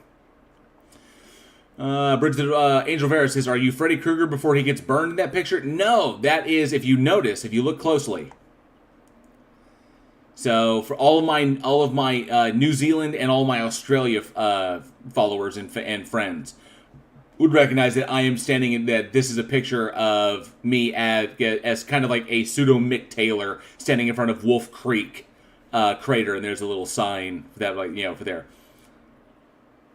And I'm quite pleased because that sign is not there in real life. I added that after the fact. And so, but yeah, just I wanted to do something a little bit different, and I have the red shirt, and I have the hat that Irish sent me, and it seemed like it worked, so I wanted to do something new.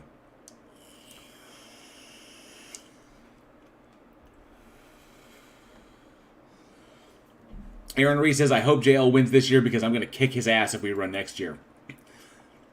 If another member of Week in Horror, that would be so crazy. If I win this, if I actually won Face of Horror, and then next one we have another member of the podcast go for it, and then they win, that would be nuts. Like 2 members of the same podcast, that would be fucking crazy. Mick Taylor looks like a South Island farmer. Need for New Zealand. Yeah, I'm glad that some people caught that was Wolf Creek, and I thought it was cool, and the picture came out really, really well. So I wanted to do something, and of course, and my wife's got something planned for the next one that I think is going to be really, really neat. So here's the latest one, and where he basically says most underrated movie. And that's okay. And I found this out. So that's Jim. And Jim is a director, and the walk-on role that they talk about, let's see, where's it at? A walk-on role in independent film. That independent film will be directed by Jim. So I found that out. Hick Taylor. You should have shaved your chin to have the mutton chops.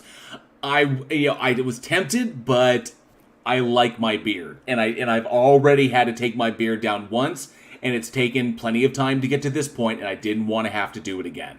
So, but there you go. So you can pop over to faceofhorror.org, and you can drop me a vote. And for anybody who may have questions about how the voting goes on this, is that you get 1 vote per day. So a free daily vote. Okay? So you get 1 free daily vote. You can vote more with scare votes or care votes, because all of this helps to support the B Plus Foundation, which is the largest provider of financial assistance to families dealing with pediatric cancer. If you decide to donate to B Plus, and you'll get, receipt and everything like that, but for every dollar you donate, you get additional votes. And then you put in your own amount, or 10, 25, whatever. If you want to, it's not required, and then you can get those additional votes and put those votes towards me. But it's not required. You do get one free daily vote. You get a vote every 24 hours. So one free vote a day, and you can pop in there and help me to win this bad boy. Raven Darkstar says, I don't vote. Sorry, JL and Aaron. That's a bummer. But that's okay. You're here. I'm glad you're hanging out, Raven. Absolutely. So, voting for top 10 and September 29th, which is in 30 minutes.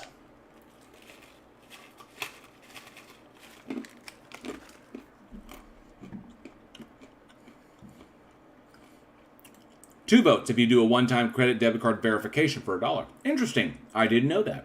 Very cool. But there you have it. So, in about 30 minutes, they'll do the cut and see if I make it to the top 10, which I'm pretty sure I will. The question is, will I make it any farther?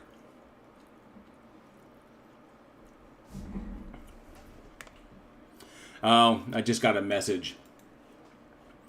I think somebody... Oh, dang. I think somebody...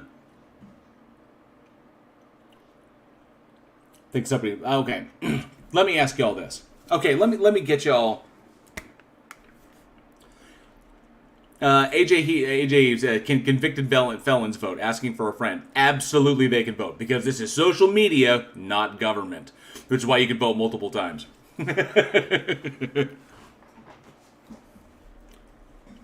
Appreciate that, Aaron. Thank you very much.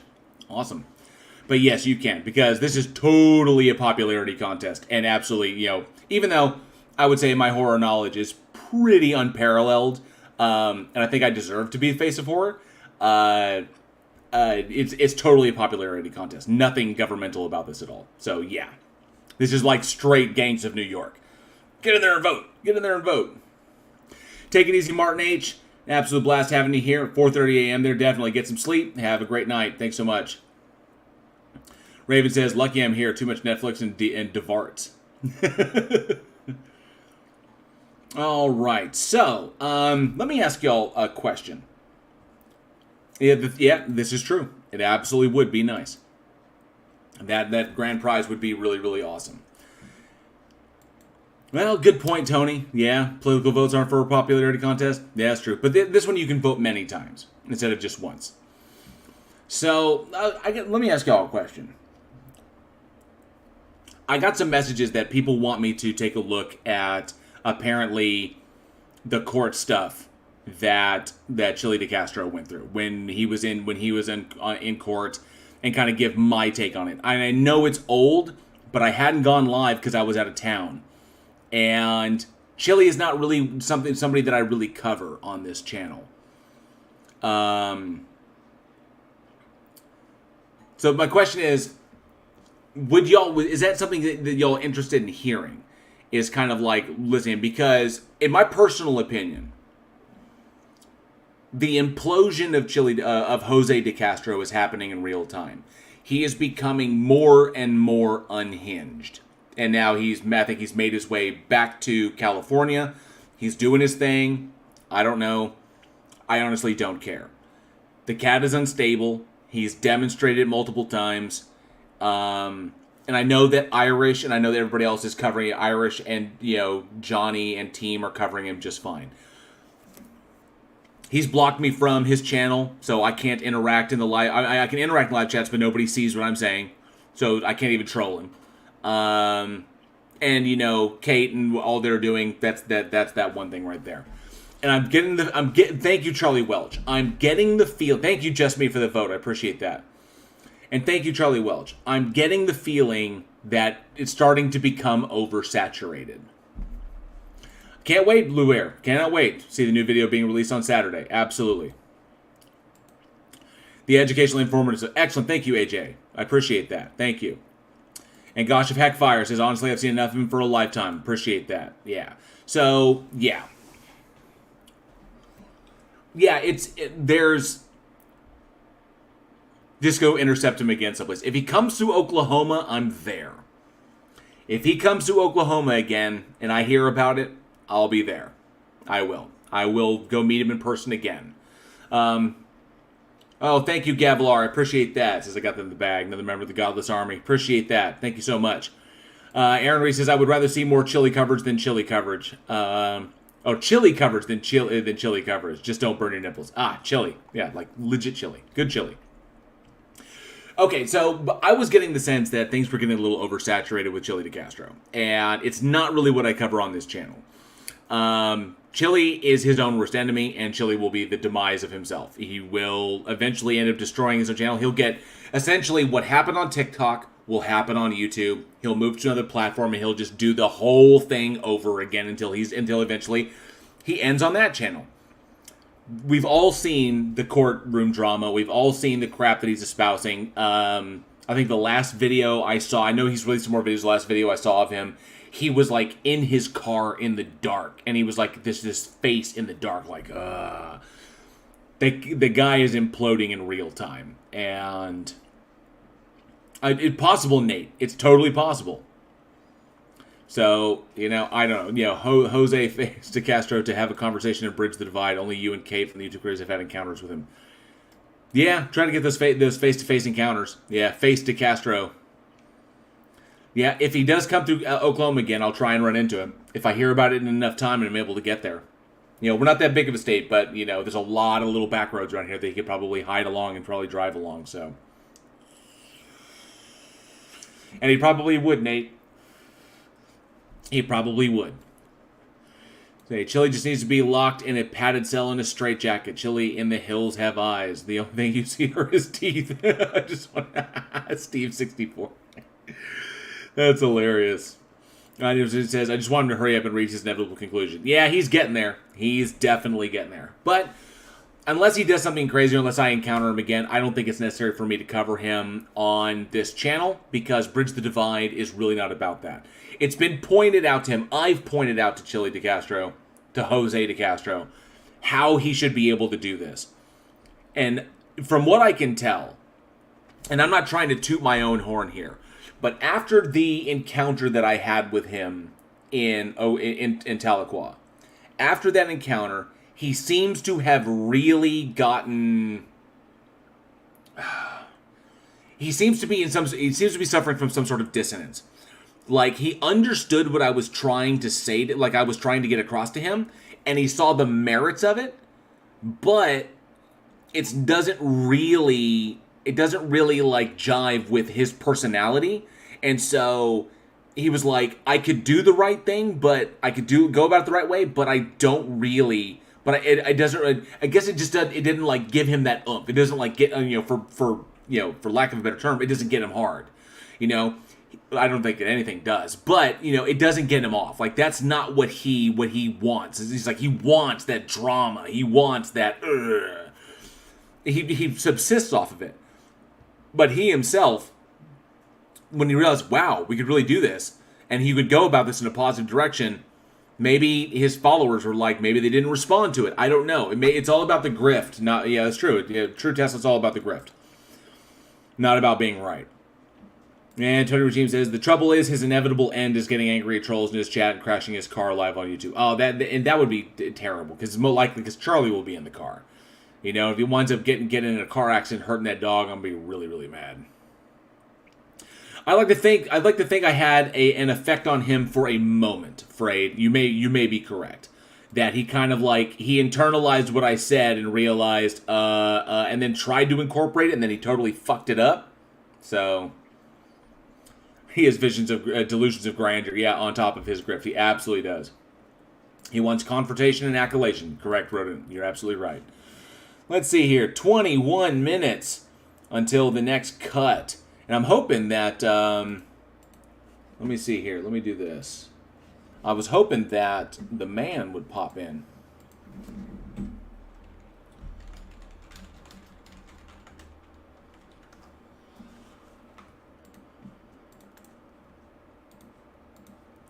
Because I'd like to get his opinion on some stuff. There we go. Aaron Reed says if he comes within a 40-mile radius, I'm stealing Charlie. He's a con artist and a conspiracy theorist. He absolutely is. And it was weird because it was kind of a bummer that I'm blocked on his channel because I really, really wanted to.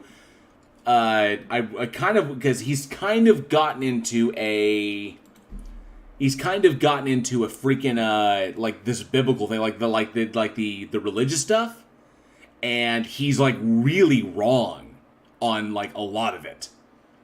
So Blue Bear says, I am already here.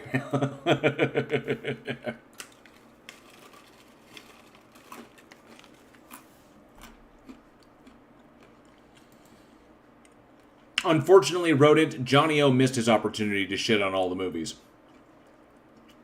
I think Johnny's going to be on the next episode. Next episode of Week in Horror.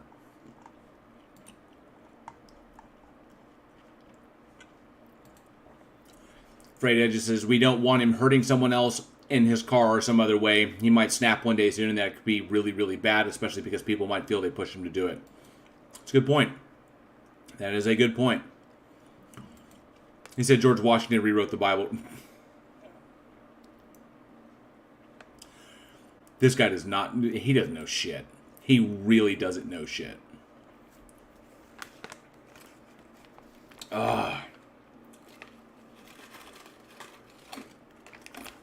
We're pretty good.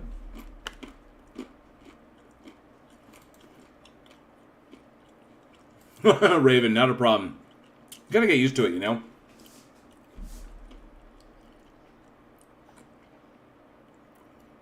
What did we run out? Oh, on this stream. Now, well, maybe I want to kind of get his opinion on some stuff. Andrew Rivera, thank you so much. I appreciate that. It's always really nerve-wracking doing an episode of Week in Horror alone. There's 2 times that we've had to do a solo show, but it worked out, and it seemed like we had fun. So it's always kind of nerve-wracking because you never know where the energy is going to go, and you want to maintain that energy throughout the entire show. So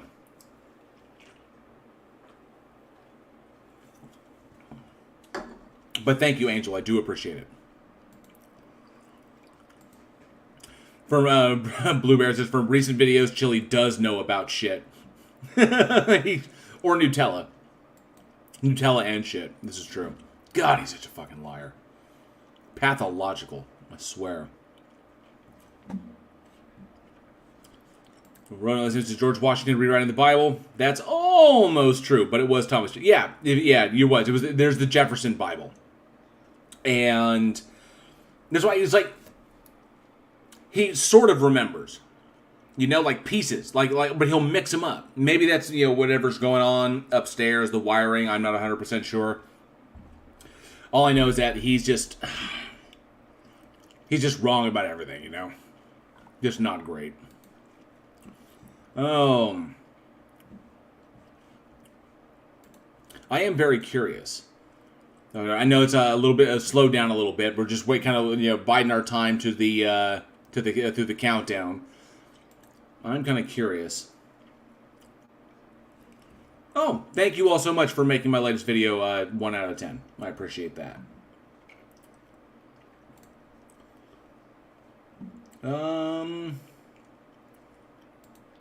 Any help for review?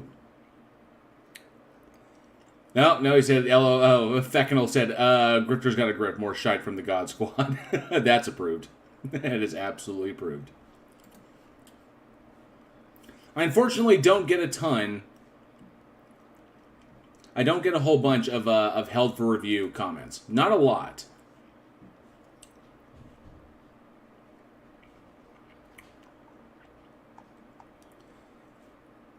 That's why you never really see me do a comment video. Maybe it's because I'm not big enough and I'm not getting the people, to come in and comment. But yeah. Yeah, he's frustratingly wrong. You're absolutely correct. Aaron Ray says, the great question, is it lying if you're too stupid to understand the truth? That may qualify as misinformation. Raven Doctor says, damn, missed Week in Horror. Too worried about where I was going for birthday lunch. Don't even worry about us. You can always catch us on the replay. You can always catch us, especially if you want to wait till Sunday when the next episode comes out.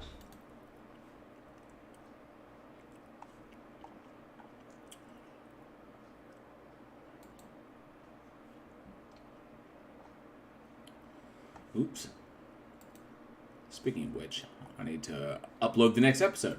I actually need to do that. Aaron Reed says, don't get philosophical. Oh, Tony Regime says, don't get philosophical, Aaron, at 3:45 in the morning. Laura Raider, good to see you. Says, oh, I'm so glad I caught this live stream because I forgot to vote earlier tonight when my 24-hour clock was up. So at least I got it done in time. Thank you, Laura. I do appreciate that. It's 15 minutes away. 15 minutes away to the reset. And then I'll make the cut to the top 10. And then a week later, it'll be the cut to the top 5. And that's when things get interesting. So, but look at the prize again. One horror enthusiast will win $13,000. A walk-on role in independent film.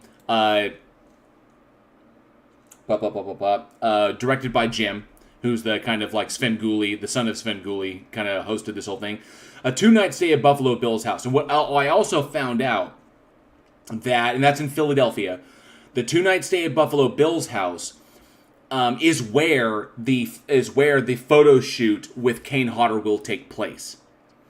So a 2-night stay at Buffalo Bill's house, go head-to-head with horror legend Kane Hodder in a photo shoot for Rue Morgue magazine. So at the Buffalo Bill's house is where the photo shoot will take place, which I think is actually really, really cool. To be in Buffalo Bill's house from Silence of the Lambs and do a photo shoot for Rue Morgue with Kane Hodder would be fucking amazing. Oh, happy early birthday, Raven. Happy early birthday.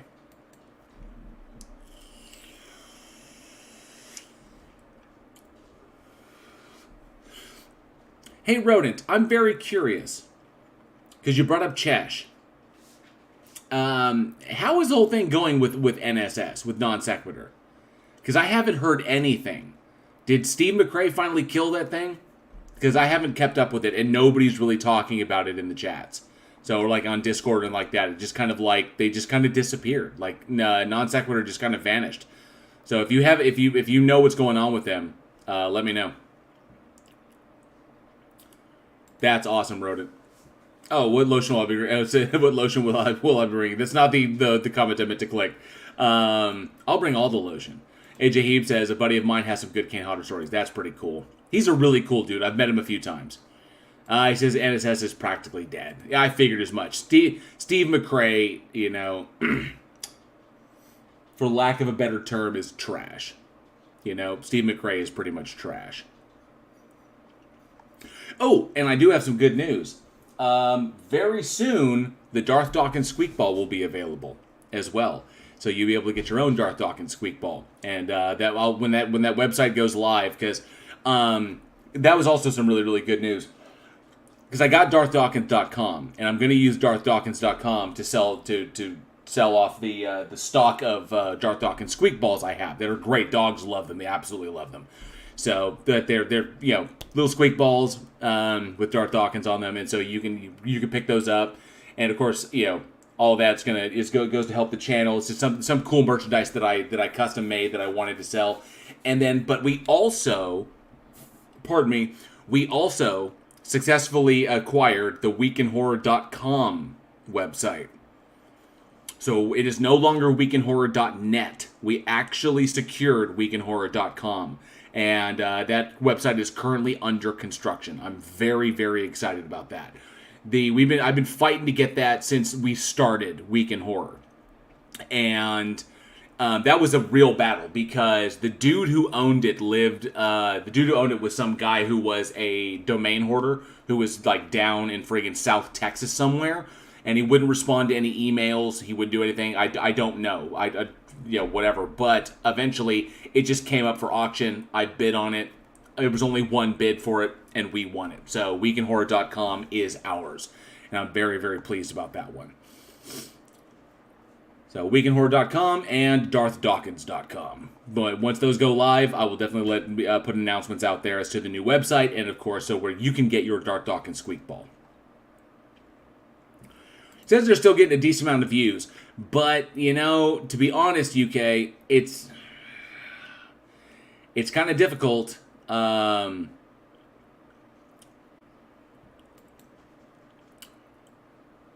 It's already covered, AJ.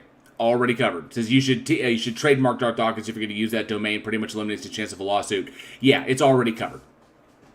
already done and dusted. Everything is covered on it. The image that I created is my copyright, and the name of the official Darth Dawkins Squeakball is trademarked. The name darthdawkins.com is mine. I own it. So it's all covered. He cannot come after me for anything. He could cease and desist me, but it's not going to happen. But he has no grounds to sue me. And even if he did, I may even entertain it just so he'll wind up doxing himself. See, that's the whole big thing. That's the wild thing, AJ, is that Darth Dawkins will never sue anybody, even though he runs around claiming that people are slandering and defaming him. Even though he does that, he'll never sue anybody for two reasons. One, he doesn't have the money. He doesn't have the money to sue anybody. And two, because if he does that, he automatically doxes himself by making everything about him available on the for public record. Which means that if he sues me, you can guarantee I'm reviewing that court case live. Which means that everything on that, which becomes a part of the public record, I can then put on my channel. Because it's a lawsuit that involves me. And I can throw it all out there. So, and he won't do that. Darth Dawkins has made so many enemies in his lifetime and so many people that cannot stand him that he would never confirm any of the data that's out there. Now, I've confirmed it because I went looking for it, and I know everything, and I know pretty much everything you can find out about him from the internet, but he would never do that, because once he confirms everything, then everyone else is going to know it as well. So he'd never dox himself like that. That would just be dumb. It's, literally like putting, Whitey Bulger coming out of hiding.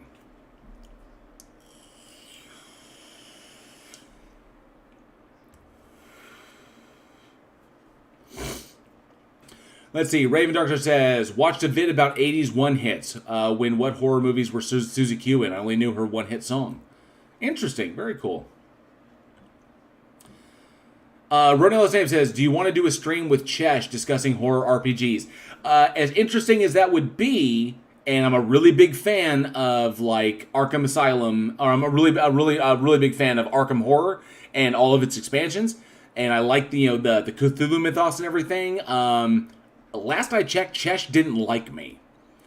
So last I checked, because I'm friends with PhD Tony.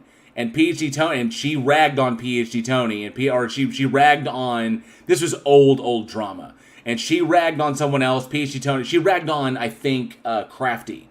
And then PhD Tony came to Crafty's back, and then I came to PhD Tony's back when she lashed out. So I don't think she likes me very much, to be perfectly honest. That may have changed, I don't know. She may not even be aware of me anymore, but I know that she lashed out at me during that whole kerfuffle, there was I think late 2020 or something like that. I'm not sure, but it was sometime in 2020 or maybe 2021. Iron Auditor, good to see you. Good to see you there. So glad I could catch you live. Fantastic. Thanks for hanging out, man. Do appreciate that. It was a blast hanging out with every one of you out there. It was oh man, it was Sovereign Soul, Iron Auditor, Tina Slay. So many people that I met. Of course, Irish, Aaron, Colin. So many people that I ran into. Maybe you and Chesh could bridge the divide. Possible. I honestly don't know what her positions are on anything. I really don't. I don't know if she's an atheist. I don't know if she's a Christian. I don't know if she's actually a believer. I don't know what it is. But it was so long ago, and then she and I kind of swing in different circles. So I fell on the team side, and she fell on the other side, is pretty much what it was. It was a memorable week in Ironton. Absolutely was. But the video said she's more known for horror films.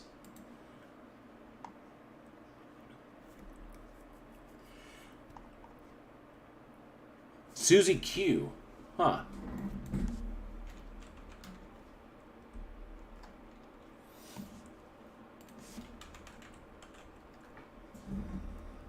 Susie Q, actress. She was on Mike and Molly.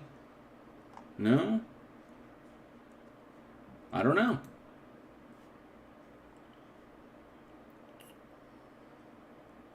Angry Baker, let me see. I do not know. Cool. Yeah, we'll definitely chat on Discord. Susie Quattro?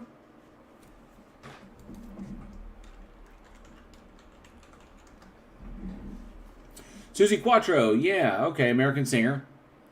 Let me see here. Filmography. Let's see, she did episodes. She did Happy Days, Minder, Dempsey and Makepeace, Absolutely Fabulous, Midsummer Murders, back in 2007. My wife's a fan of Midsummer Murders. That's a really good show. Let me see, Bob the Builder, Susie Q herself. Now, a massive discography, but since 1973. No. Stacy Q. So many different names. Oh, let's see. We got 5 minutes and 28 seconds before the cut. I wish I had more stuff to talk about. Delete Laws with a Z is in the house. Good to see you, Delete Laws. Thanks for popping by, bud. We just did a huge walkthrough of the entire weekend. The entire weekend of when I was out east. Appreciate you popping in there. Laura Rader says, I backed up to watch what I missed, but remember to hit that like button. Thank you so much. Appreciate that, Laura. Definitely smash that like button if you get an opportunity. I apparently, according to my friends, I don't ask it enough. Hey, Vegas baby girl, good to see you. Thanks so much for hanging out. Thanks so much for being here. Appreciate it. Yeah, apparently I don't ask enough. My Johnny and Irish, everybody tell me that I need to really push that. It just always feels weird to do that. If people want to hit the like button, they'll hit the like button.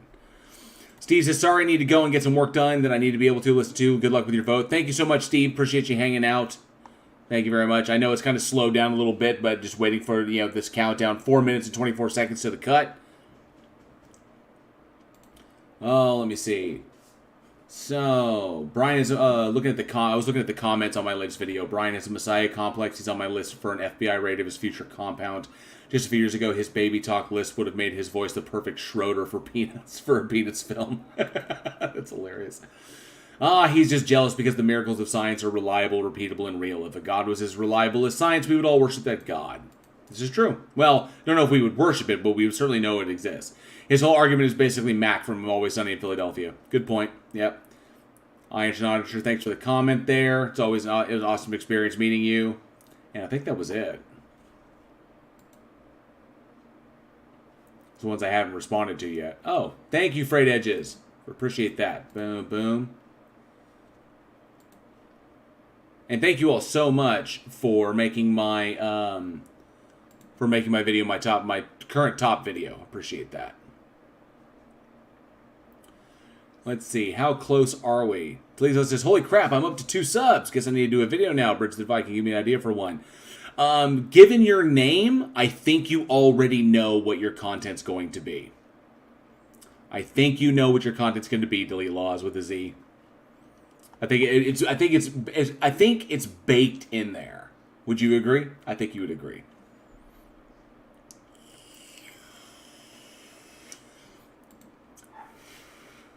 Fred just waving his little stinky finger, pointing people to hit the like. Yeah, it's like the whole like he's like fucking phone home shit. It's weird. It's just see. Laura Rader says, want you to know I took Frauditor Troll to task tonight for saying all auditors are frauditors, using you as an example, sir. That is true. There's something that he and I have disagreed on. Frauditor Troll and I have disagreed on, that not all auditors are frauditors. Not all auditors are looking for conflict. Not all auditors are looking to cause problems or to disrupt. Many of them are looking to try and, you could say, bridge the divide between the public and the police and increase accountability and increase awareness and affect positive change.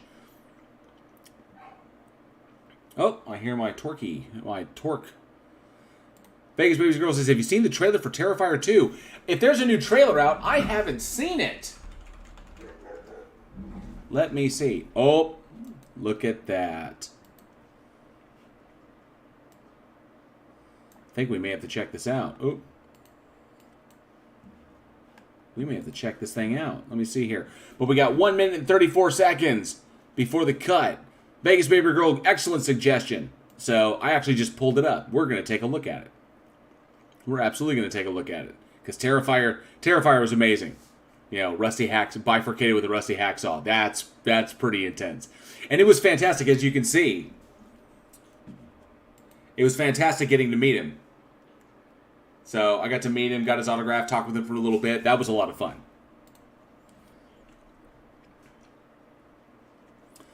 Oh, let's see. 1 minute. Less than 1 minute to the cut.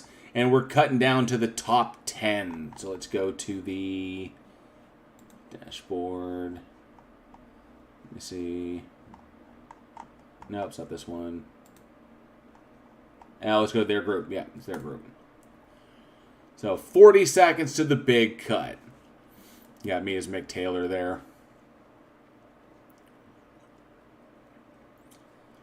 And so this will go down to me, Tara, Matthew, Kate, Billy, Curtis, Shannon, Esme, Bailey, and Jerry. I think it was so. Unfortunately, Brittany, Buffalo, Tylene, John, and Richard. These will be the individuals that we lose in the next 15 seconds. Oh, thank you, thank you, Raven. Yes, the nail gun idea. That is, we're making strides. That's all I can really say about the project right now. We are making strides. And bam. Oop, and it jumped a bit. There it is. Yeah. So farewell, Brittany, Buffalo, Tylene, Richard, and John. Thank you for playing. And it's down to the top 10. 1, 2, 3, 4, 5, 6, 7, 8, 9, 10. Yep, down to the top 10. So the next cut will be in 6 days. 23 hours, 59 minutes. And let's visit my profile. Advanced to the top 10. I love that little animation. They're doing just a cute little animation. So this was a lot of fun. So I can't believe, I made it to the top 10, currently still in first. I'm still in first because of all of you. Because of y'all's support of keeping me up there. So I have been first in the group since the very, very beginning. Aaron says, how is a shitty tattoo still in 5th place? 3, 4, 5. Billy Williams. Who is Billy Williams? Currently 5th in the group. Does he have any other pictures? He does. You think he'd go with this one? I guess he may be a tattoo artist. But you think he'd go with this picture at least? At least you could see who he was. Or maybe those are just drawings. I don't know. And then, but yeah, then he's got a nice. That's Jason in there, but yeah, looking strong. I want to thank you all so very, very much. Appreciate that. It's gonna get tight. So I think I'm gonna breeze through this round again, thanks to all of you. I think I'm going to end up breezing through this round in the next 6 days. We're going to check back in, and you're going to see me posting up, hey, vote for me all over the place. But I think I'm going to breeze through this one. But after this one, when they cut down to the top 5, that's when things are going to get really, really interesting. That's when I think that they maybe it's after they cut down to the top 5. Then I think they cut down to the top 2. So what'll happen is on the next one, whoever's the bottom 5 here, will lose them. Then it'll just be us. And then I think they'll do another cut where they lose the top 3. And then they do a resurrection round where the 2s get to fight it out to see who's the best there. Then they put us all back into a round and see who's the top there. So it's going to be interesting. So once we get to like round 7, it may be difficult. So round 7, you may see me plummet. I'm not 100% sure because they're going to reset votes. So. But if you just keep voting, keep getting those votes in there, maximize them, it'll help me to sail through this. So I really do appreciate that. That may be the best time if you do plan on donating. That may be the best time to do that, is to put those votes in via donation when I get to round 7. So once I get deeper in there. So I appreciate everybody jumping on that and helping me out with that. So here we go. Now in round 4, I do believe. I believe it's in round 4. Moving on as part of the top 10. So I made it to the top 10 in my group. Unfortunately, Donnie does that. There is no place to see the total votes, see where I'm at. And it'll just give me a list of, like, am I currently first, am I currently second, or whatever. But there's no place to see where the total votes are. But I do know at one point they will reset the votes back to 0, and then things will start again. So it'll give everybody, it levels everybody out at 0, and then we start voting again. So I know it will do that. So I think, but that's what I was thinking. As far as like donating votes, I thought it was like making donations and getting those additional votes. I think it would be best to probably do that, probably on the double days, and probably when they're doing double votes, and to do those after round 7 when you can maximize those opportunities, and once the field has been narrowed down quite well. But we'll take this one round at a time, and I'll just keep tracking here that I'm always first in the group. That I would try to be first in the group. So I appreciate that. I appreciate that, Aaron. Thank you very much. Good night, Ironton Auditor. Absolutely, you're always welcome to hang out here. Appreciate you being here. Have a great night. All right, so now that we are there and we've determined that I am still first and I am in the top 10, let's check this bad boy out. Let's stop that one, share this.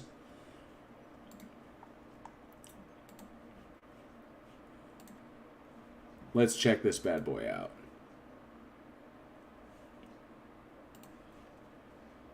So, did you figure out what you're dressing up as tomorrow?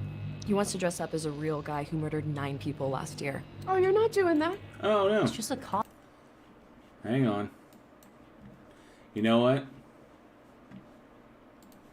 Be the easiest way to do this. Because I haven't seen this yet. So y'all will be watching this with me for the first time.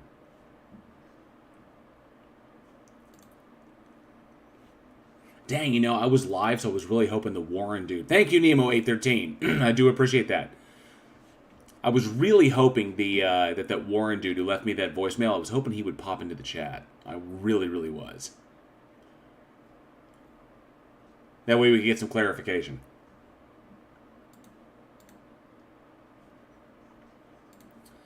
And we'll just do that real quick. Bam, bam, bam. And share. Boom. Let's take a look at this. Because I'm a big fan of the first Terrifier. So, did you figure out what you're dressing up as tomorrow? He wants to dress up as a real guy who murdered 9 people last year. Oh, you're not doing that. It's just a costume.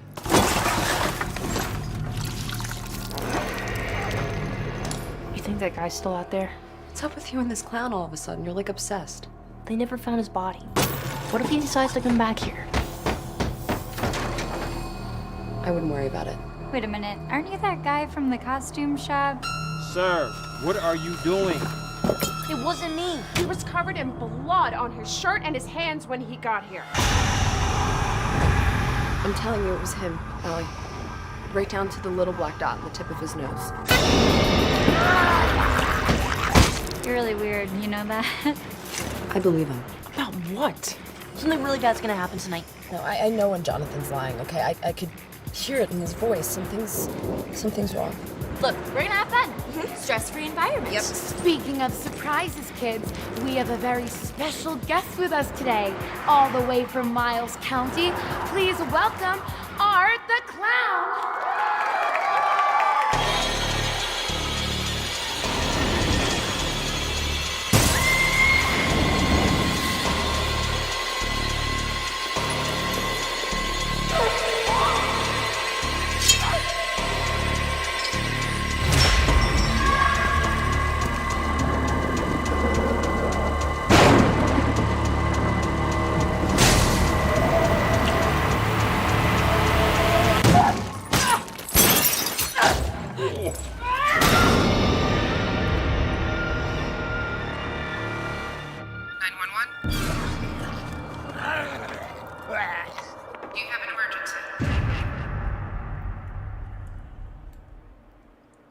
Nice.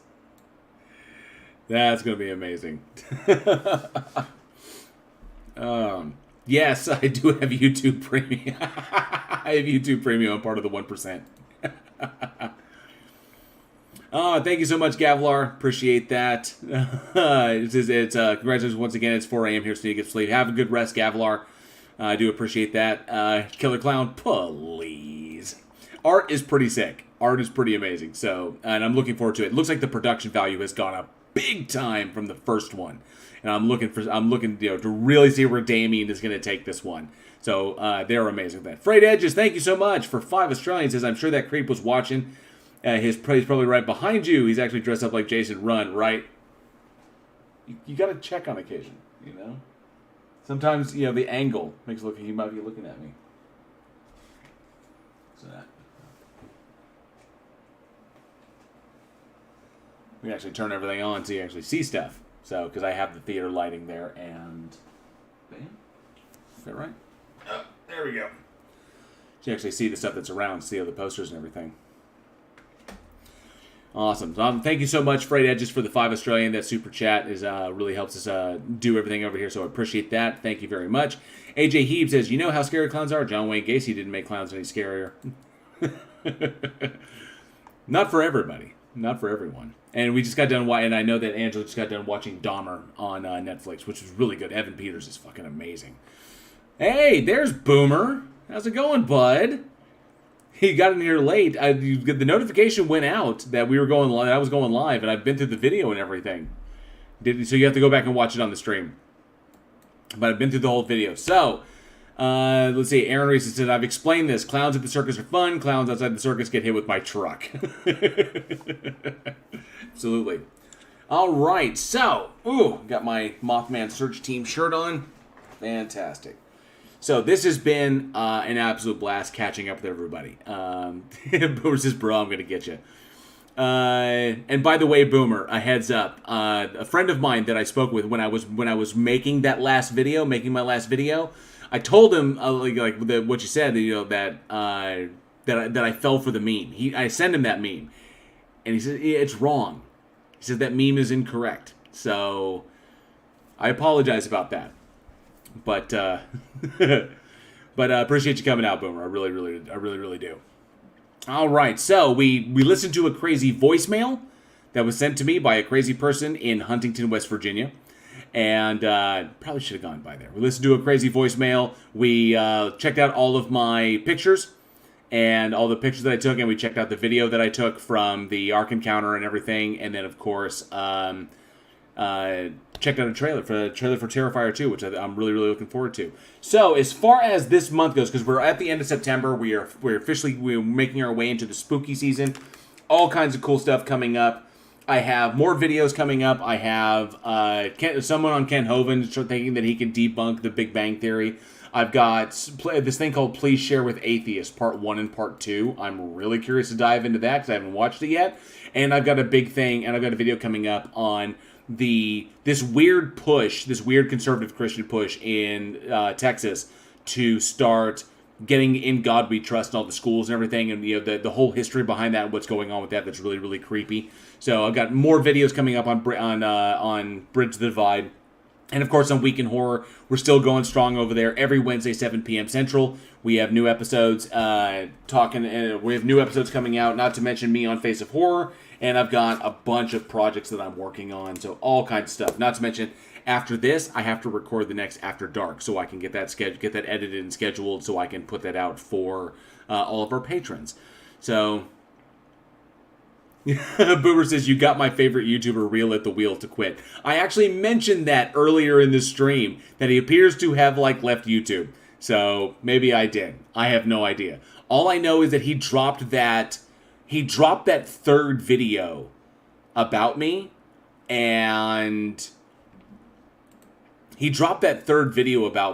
and then just disappeared. So where he because the first two videos he put them up and then he pulled them because they make him look like trash. And he put up and then he put up a third one that he left up. That I don't know. I don't think anybody has seen. Given how many views it's got, no. And Boomer, you're the only comment on it, which is hilarious. You're the only one that commented on that.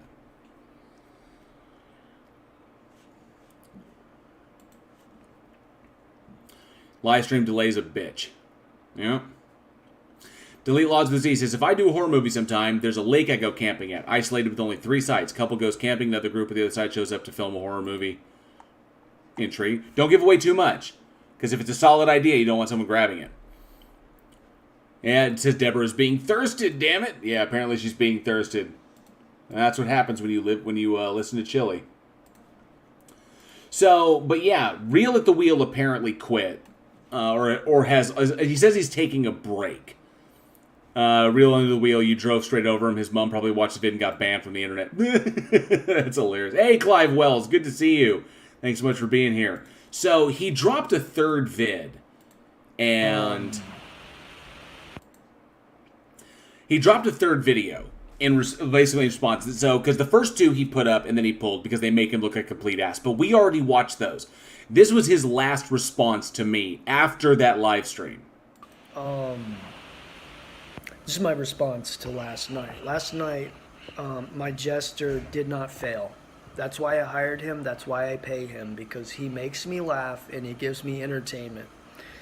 But eventually I got bored of just watching myself on his channel and listening to people talk about me. I had to go back to my channel. I ended up going on a stream, a neutral stream, and talking to an atheist. He was, yeah, I know he's talking to them. I know that Boomer was like chatting with him for a minute. I know that he who will not be named was also there as well.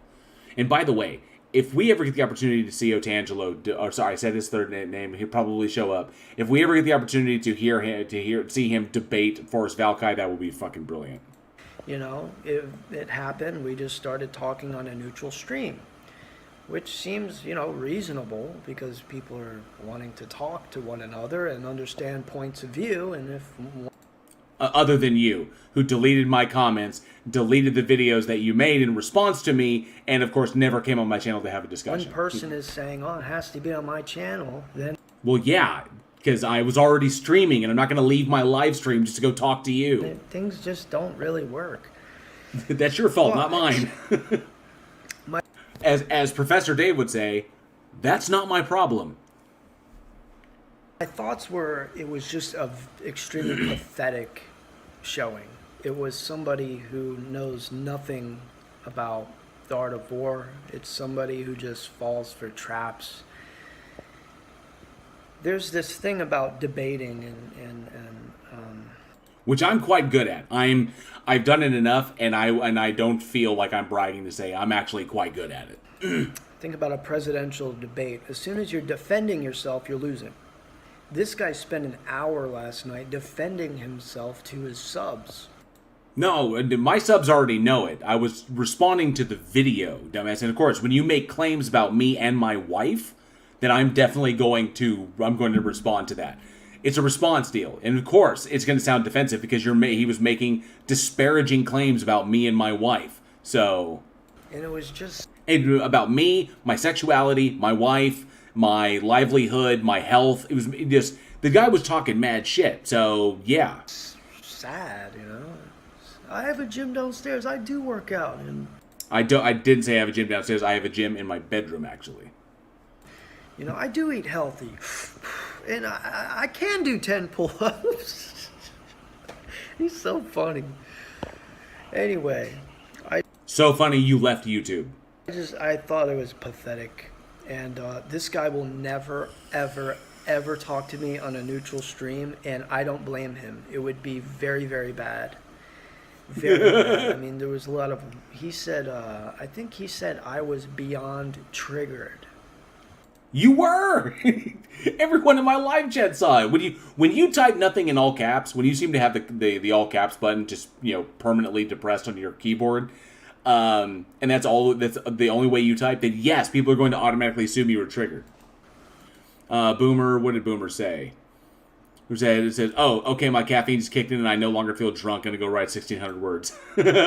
Yes, Peter Noddle, 2 hours late, still going strong. I know it's 10:18. I don't normally go late like this. I know it's typically Teams thing, but Goosebump 801 says this guy's going to hate turning 50. He's absolutely going to hate turning 50.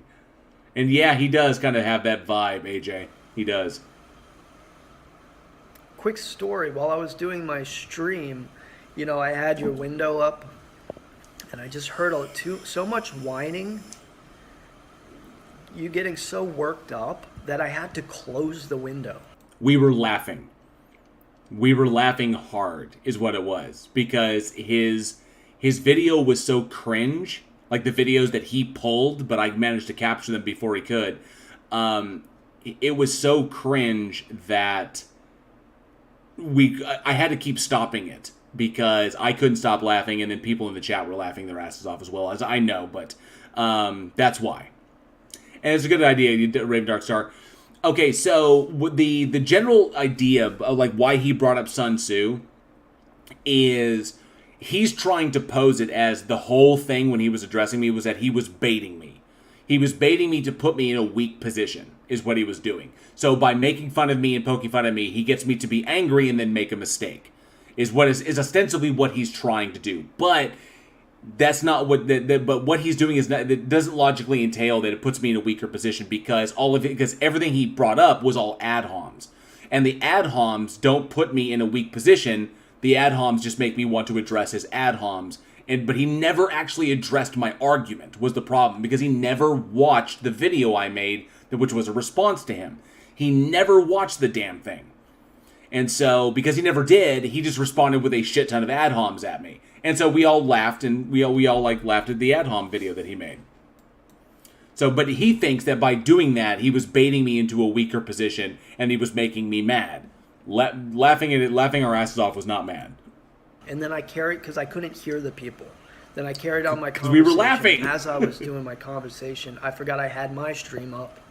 So I went to go look at it, and I saw you had commented on my stream. You left your channel to comment on my stream. No, I'll tab, you dumbass. We are all waiting for you. Yes. My subs, my viewers are waiting for you. We were waiting for him to come over. The invite was already there. We were waiting for you to come over and talk. I'm waiting for you. It was just so pathetic.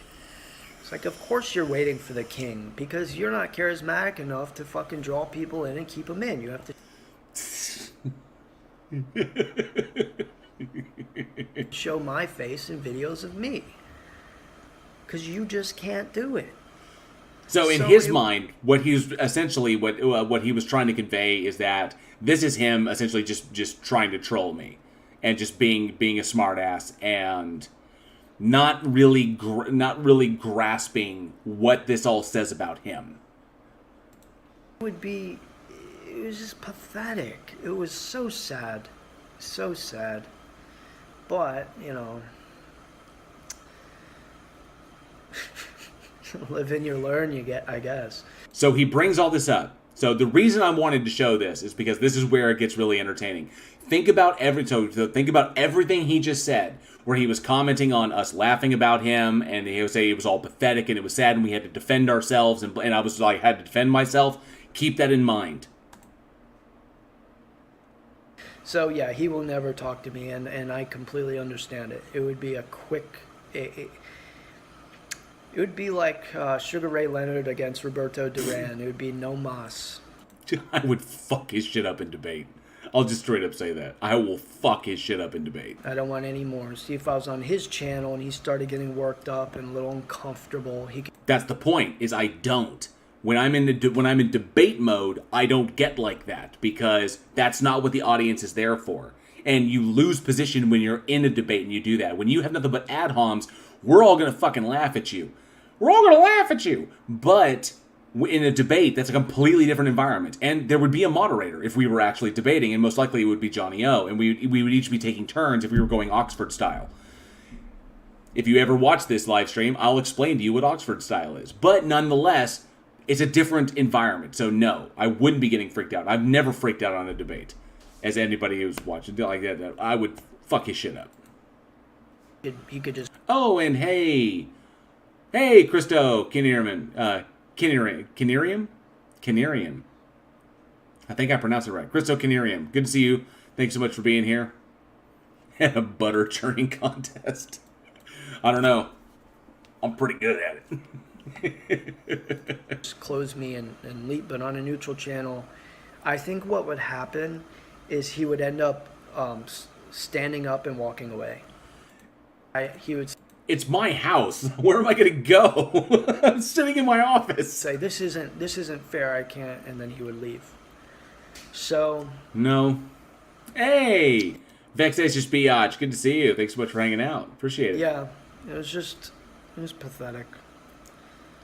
But So it all was of these fun, insults. and I think I'm going to do another live stream tomorrow at 9. And for any peasant or serf in my atheist YouTube kingdom, Which there are none. I'm going to do a stream tomorrow at 9. You're more than... No, I'm going to... All the jokes aside, I want to do a stream tomorrow at 9. And any question you have to me about atheism, my life, my thoughts on atheism, why I think the way I do... Which is weird, because he released a video, multiple videos, where he said he didn't understand what atheism was. My video explained all that out for him. He never watched it, so he's got no excuse. At this point, he has no excuse. It's been explained to him. But, now he's going to do a live stream where he talks about it. So if you want to offend me, call me stupid, you can do that too. I'm gonna wait. I'm gonna go till 9:30, and if there's not many people there and no one's interacting, then I'm gonna cut it short. And AJ, I am seeing all the American Psycho references. I do see those. I appreciate you for them. Anyway, with all sincerity, God bless all of you. By the way, my friend, It's not I over. graduated from University School of the Arts for. So, all of that. He's got to defend himself, And blah, if blah, blah, blah, there's blah. not many people there and no one's interacting, then I'm Keep gonna it in mind. cut it short. But anyway, with all sincerity, God bless all of you. By the way, my friend, I graduated from University School of the Arts for a bachelor's in filmmaking. It's at least the top 3 best film school in the country. It's not. You talk about movies. Oh, here we go. This is my next feature film I've been working on. That's just a story. I mean, this is one notebook. I have at least 2 or 3 filled. It's just character development and plot. Here's books I'm reading on the subject that my movie's about. Here's some other books. Yeah, because I already made a feature film, and it sold out a local theater twice. And it's a piece of shit. It's a piece of shit. And it went into some film festivals internationally. Didn't win anything. And domestically. That's neither here nor there. And you can find that online. So it's really funny. Oh, you don't know what it's like to be on set and be on your feet for 12 hours. Well, I've written, directed, and produced my own feature film. So, yeah, I think I have some good idea. Why are you defending yourself? If, legit. This is like the back half of the video. Defending himself against me, saying that because, he obviously, essentially by the setup of it, we were going by his setup, by the setup in his office where he streams.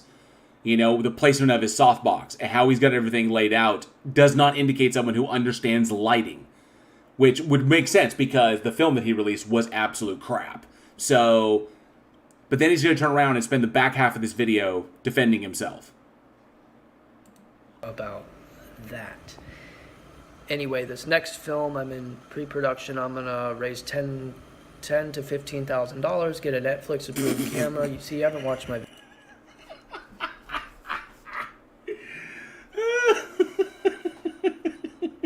videos because I talk about this. Then I'm gonna go to Mexico and do more pre-production. Come back, use that footage. Why do you have to do pre-production in Mexico? Why? Why would you waste money doing pre-production in Mexico? That makes no sense. You would save that. You would do everything pre-production here in the States so you could salvage that money and utilize that money in your budget towards production and post. You would not do pre-production out of country when you have to then come back to the States. That is a waste of money. He's an idiot. To do my final fundraising. The movie's about immigration because...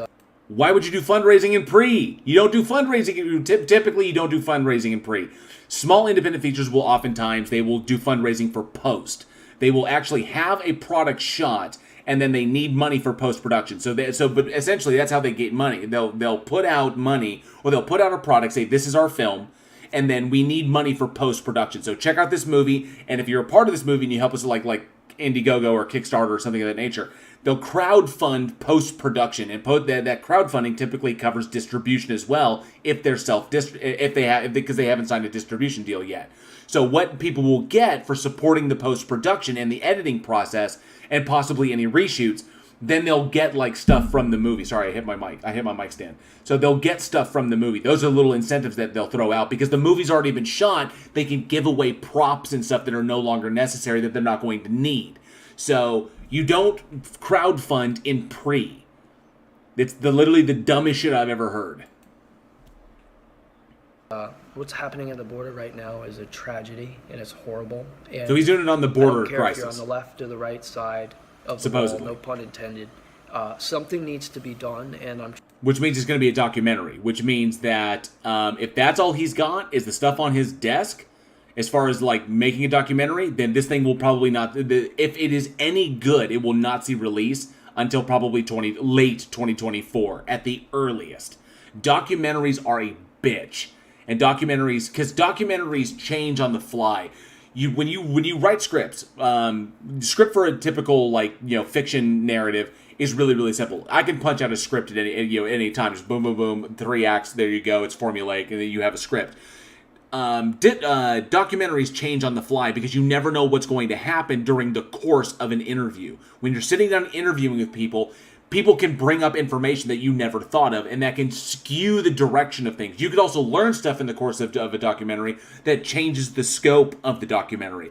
And so that's why you don't have a script, you have an outline. And the outline is malleable throughout the entire process. You may write down what questions you're going to ask, or you may write down what your voiceover stuff is. But as far as the final determination, the director decides what's physically going to be seen on screen. The writer maintains the outline and then adjusts the outline as necessary throughout the entire process. So when you write a documentary, the writer never technically stops working on it until they wrap. And then in pre-production, that's when post-production begins. That's when the writer's job stops, because that's when they have everything. And then they go to cut. And with documentaries, it typically takes roughly a year and a half to maybe a little over 2 years to finally get the whole thing edited and coherent, and then you do your submissions. So, but yeah, he is very boring. trying to tell this story in the most objective way possible. Which, if you come into it with a Christian slant, is going to defeat that purpose, especially if you try to doctor it up with all of your religious bullshit. So if you take that position and you take the conservative Christian stance, which I think he is a conservative Christian, then it's going to be the slant towards we need bigger security, we need a wall, blah blah blah blah blah. So hey, effing lawyer, good to see you. Who is this guy? Some dingus who responded to me. I'm trying not to do the Irish but demon. With humor involved. Think of something like Dr. Strangelove. Meet Dr. Strangelove and being there had a baby. That is the dumbest shit I've ever heard. And I would turn this thing down. If I saw this on paper, I would be like, get the fuck out of here. what I'm thinking. But yeah, I know a lot about movies. I've literally spent my entire life studying movies. Watching movies is not, well, I mean, technically, you could study them by watching them, but that's not a film. And the school he went to is not in the top 3. I went to a top 3 academy. I went to a top 3 Conservatory of the Arts, which was the Kim Dawson Academy of the Arts, or Conservatory of the Arts of the Southwest. That's where I went, and I'm a graduate of that program. That was a very extreme and difficult program to get out through. It has a 40% failure rate to get through that bad boy, and I made it through that. So that's why I know what I know. Eugene is also heavily affiliated with them as well, because we're both out of Texas. So if you want to chalk it up as far as filmmaking styles, just look at my IMDb and compare it to his. This guy does not know what the fuck he's talking about. These books here again, these are top. He spent all this time defending himself. Now it's back to the books that he has. Books. Why do you need psychology books when you're looking at a political, when you're doing a documentary on a political situation? Because the situation of the border is not a matter of psychology, it's a matter of politics. And it depends upon what state he's going to be in. Is he going out of Texas? Is he going to Arizona, New Mexico? Where? California? Because they all have different positions on this. Yeah, I know a lot about movies. Anyway, that's that. God bless. Spends the back half of the video defending himself after he spent the first half of the video admonishing me for defending myself against his ad homs. Fucking this dude. Everyone, even if you don't believe in God, I'm still going to say it because I believe it's a positive thing. God bless you all, and I wish you all the best. He's such an asshole. He's such a moron. Oh, but that was the last video. So he dropped that video, and then he turned around and did a one where he said he was taking a break. So I think he's gone. He may have left. He hasn't posted in, like, I think almost 2 weeks. So I don't know if he'll be back. I really don't care. But that was the last one he made directly about me, because he put my name in the title. And I know he did a lot of videos where he was like doing like weird acoustic covers of Beatles songs, which is really strange. So I don't know, but nonetheless. Effin' Lawyer says, I went to the Richard Dawson School of Film. Now let's welcome the Johnson family to Family Feud. Aaron Reed says, I went to Phoenix University. I know more than him. Damn straight. Damn straight. He says he's probably in Mexico. He said he was just going to take a break. So I don't know. AJ Heaps says, I know a guy that had dinner with Jerry Bruckheimer. I'm pretty sure that means I know more about movies than that clown. It's fucking hilarious. So yeah, but apparently, according to Boomer, he left YouTube. I don't know. I'm not going to take credit for it. Maybe it was me. Maybe it was not. I have no idea. So, but it was pretty funny. You know, that was entertaining. Take a look at. And now I can take that video and delete it. No, maybe I won't. Maybe I'll hold on to it. I don't know. Let me set it over here where I have to decide things. Put it in my decision folder. All right, well. No, nothing about that. See, I watch Neil Breen movies. What do I know? Very true. Let me see. Boomer says, read my comment on his vid. So he did release it. He put a vid. Says, Boomer said, my brother in Christ Otangelo was the farthest thing from a neutral observer. Was from a neutral observer. Yeah. So apparently, during that stream, after he like stopped watching our stream, he did his own stream, and then he brought Otangelo in and started talking with him, and was trying to, like, I guess thought it was a great deal. And then he was talking to another dude who said he was an atheist, and that was gruntled old man or something like that. I'm not 100% sure what his name was. But then he talked with them for a bit, but he refused to come on my channel. He absolutely refused to do it. So that was the whole point of all that. Oh, let me see here. Well, I think that's pretty much it. 2 hours, 35 minutes. I think we're in a good spot. So, as it stands, I want to thank everybody. Effin' Lord says, I subscribe to Netflix, so I have a doctorate in film, right? Clive Wells, don't put that evil on us. I know I've said his name a bunch of times, but it doesn't look like he's going to show up. And it doesn't look like the guy who's... Oh, let's see. Oh, well, thank you, Colin. I appreciate that. It says, what's going on? Bengals just won, so you can have a few minutes of my most valuable time now. I appreciate that, Colin. Thank you so much for popping by. Aaron Reed says, who the fuck are the Bengals?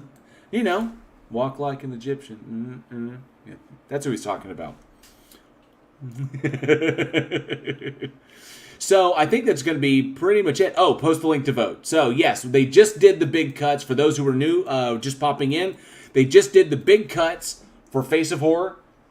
There's the link. You can click that link in the live chat, and you can pop over there and you can vote for me. And they just did the cut to top 10. So as you can see, I'm very, very pleased. I advanced to the top 10. Yay me! Fred Edges says, oh, I was just about to watch the game. Thanks a lot, Colin. Uh-oh. You spoiled it. Boomer says I'm going to do a little trolling on you for commie slander. I didn't slander any commies. Come on, dude. Let's see. Javier Hara says, hi, JL. As a dean of everythingology in the prestigious Dunning-Kruger University, we announced the honorary PhD to Otangelo, and we'll offer him a filmmaker PhD to this guy, too. Awesome. That's very kind of you. Very generous. Very generous to spread the wealth like that. Thank you, Lolly77. I do appreciate that. Thank you for all the votes. Peter Nelson's very Aussie-looking photo. Thumbs down? Well, there's a reason for it, because it's kind of channeling Mick Taylor there. So, for being a commie and slandering capitalism. I didn't slander capitalism. I attacked the capitalization of science. Science for money. That was my problem. Boomer says, I'm going to vote for your enemies. And there was much rejoicing. Yay! Sumi is here. It says, few minutes behind your slept through bit, so don't know who this guy is, but charisma? Wow. Watch you and Neighbors Divide. This guy drones. He doesn't talk.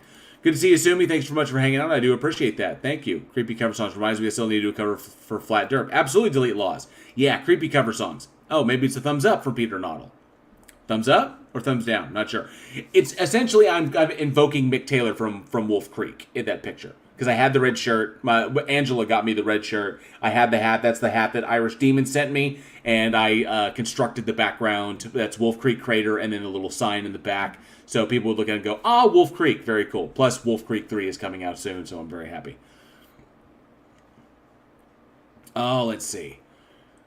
All right, so I think that's about it. We've been through everything, and we've caught everybody up. And, of course, I have my new video out, so you can watch that. So just do a really quick wrap-up. Lots of new videos coming out on Bridge the Divide. Got stuff involving, Kent Hovind's place. I got stuff involving, people, coming after atheists. And, of course, double check, just make sure. So, yeah, and then, of course, the weird conservative Christian stuff that's going on in Texas right now, putting God, in God we trust in schools. So covering all that. So I have a bunch of new videos coming up on Bridge the Divide. Week in Horrors every Wednesday, 7 p.m. We're still going strong over there. Huge news on the way. I know we keep talking about it, but we had some good advancements going along with as far as like nail gun goes. So I appreciate everybody's support on that one as well. All the super chats, everything that comes through for this channel like that goes to help that. Goes to help everything, all the stuff that we have in production going on behind here. So we appreciate everything that you guys do to support me.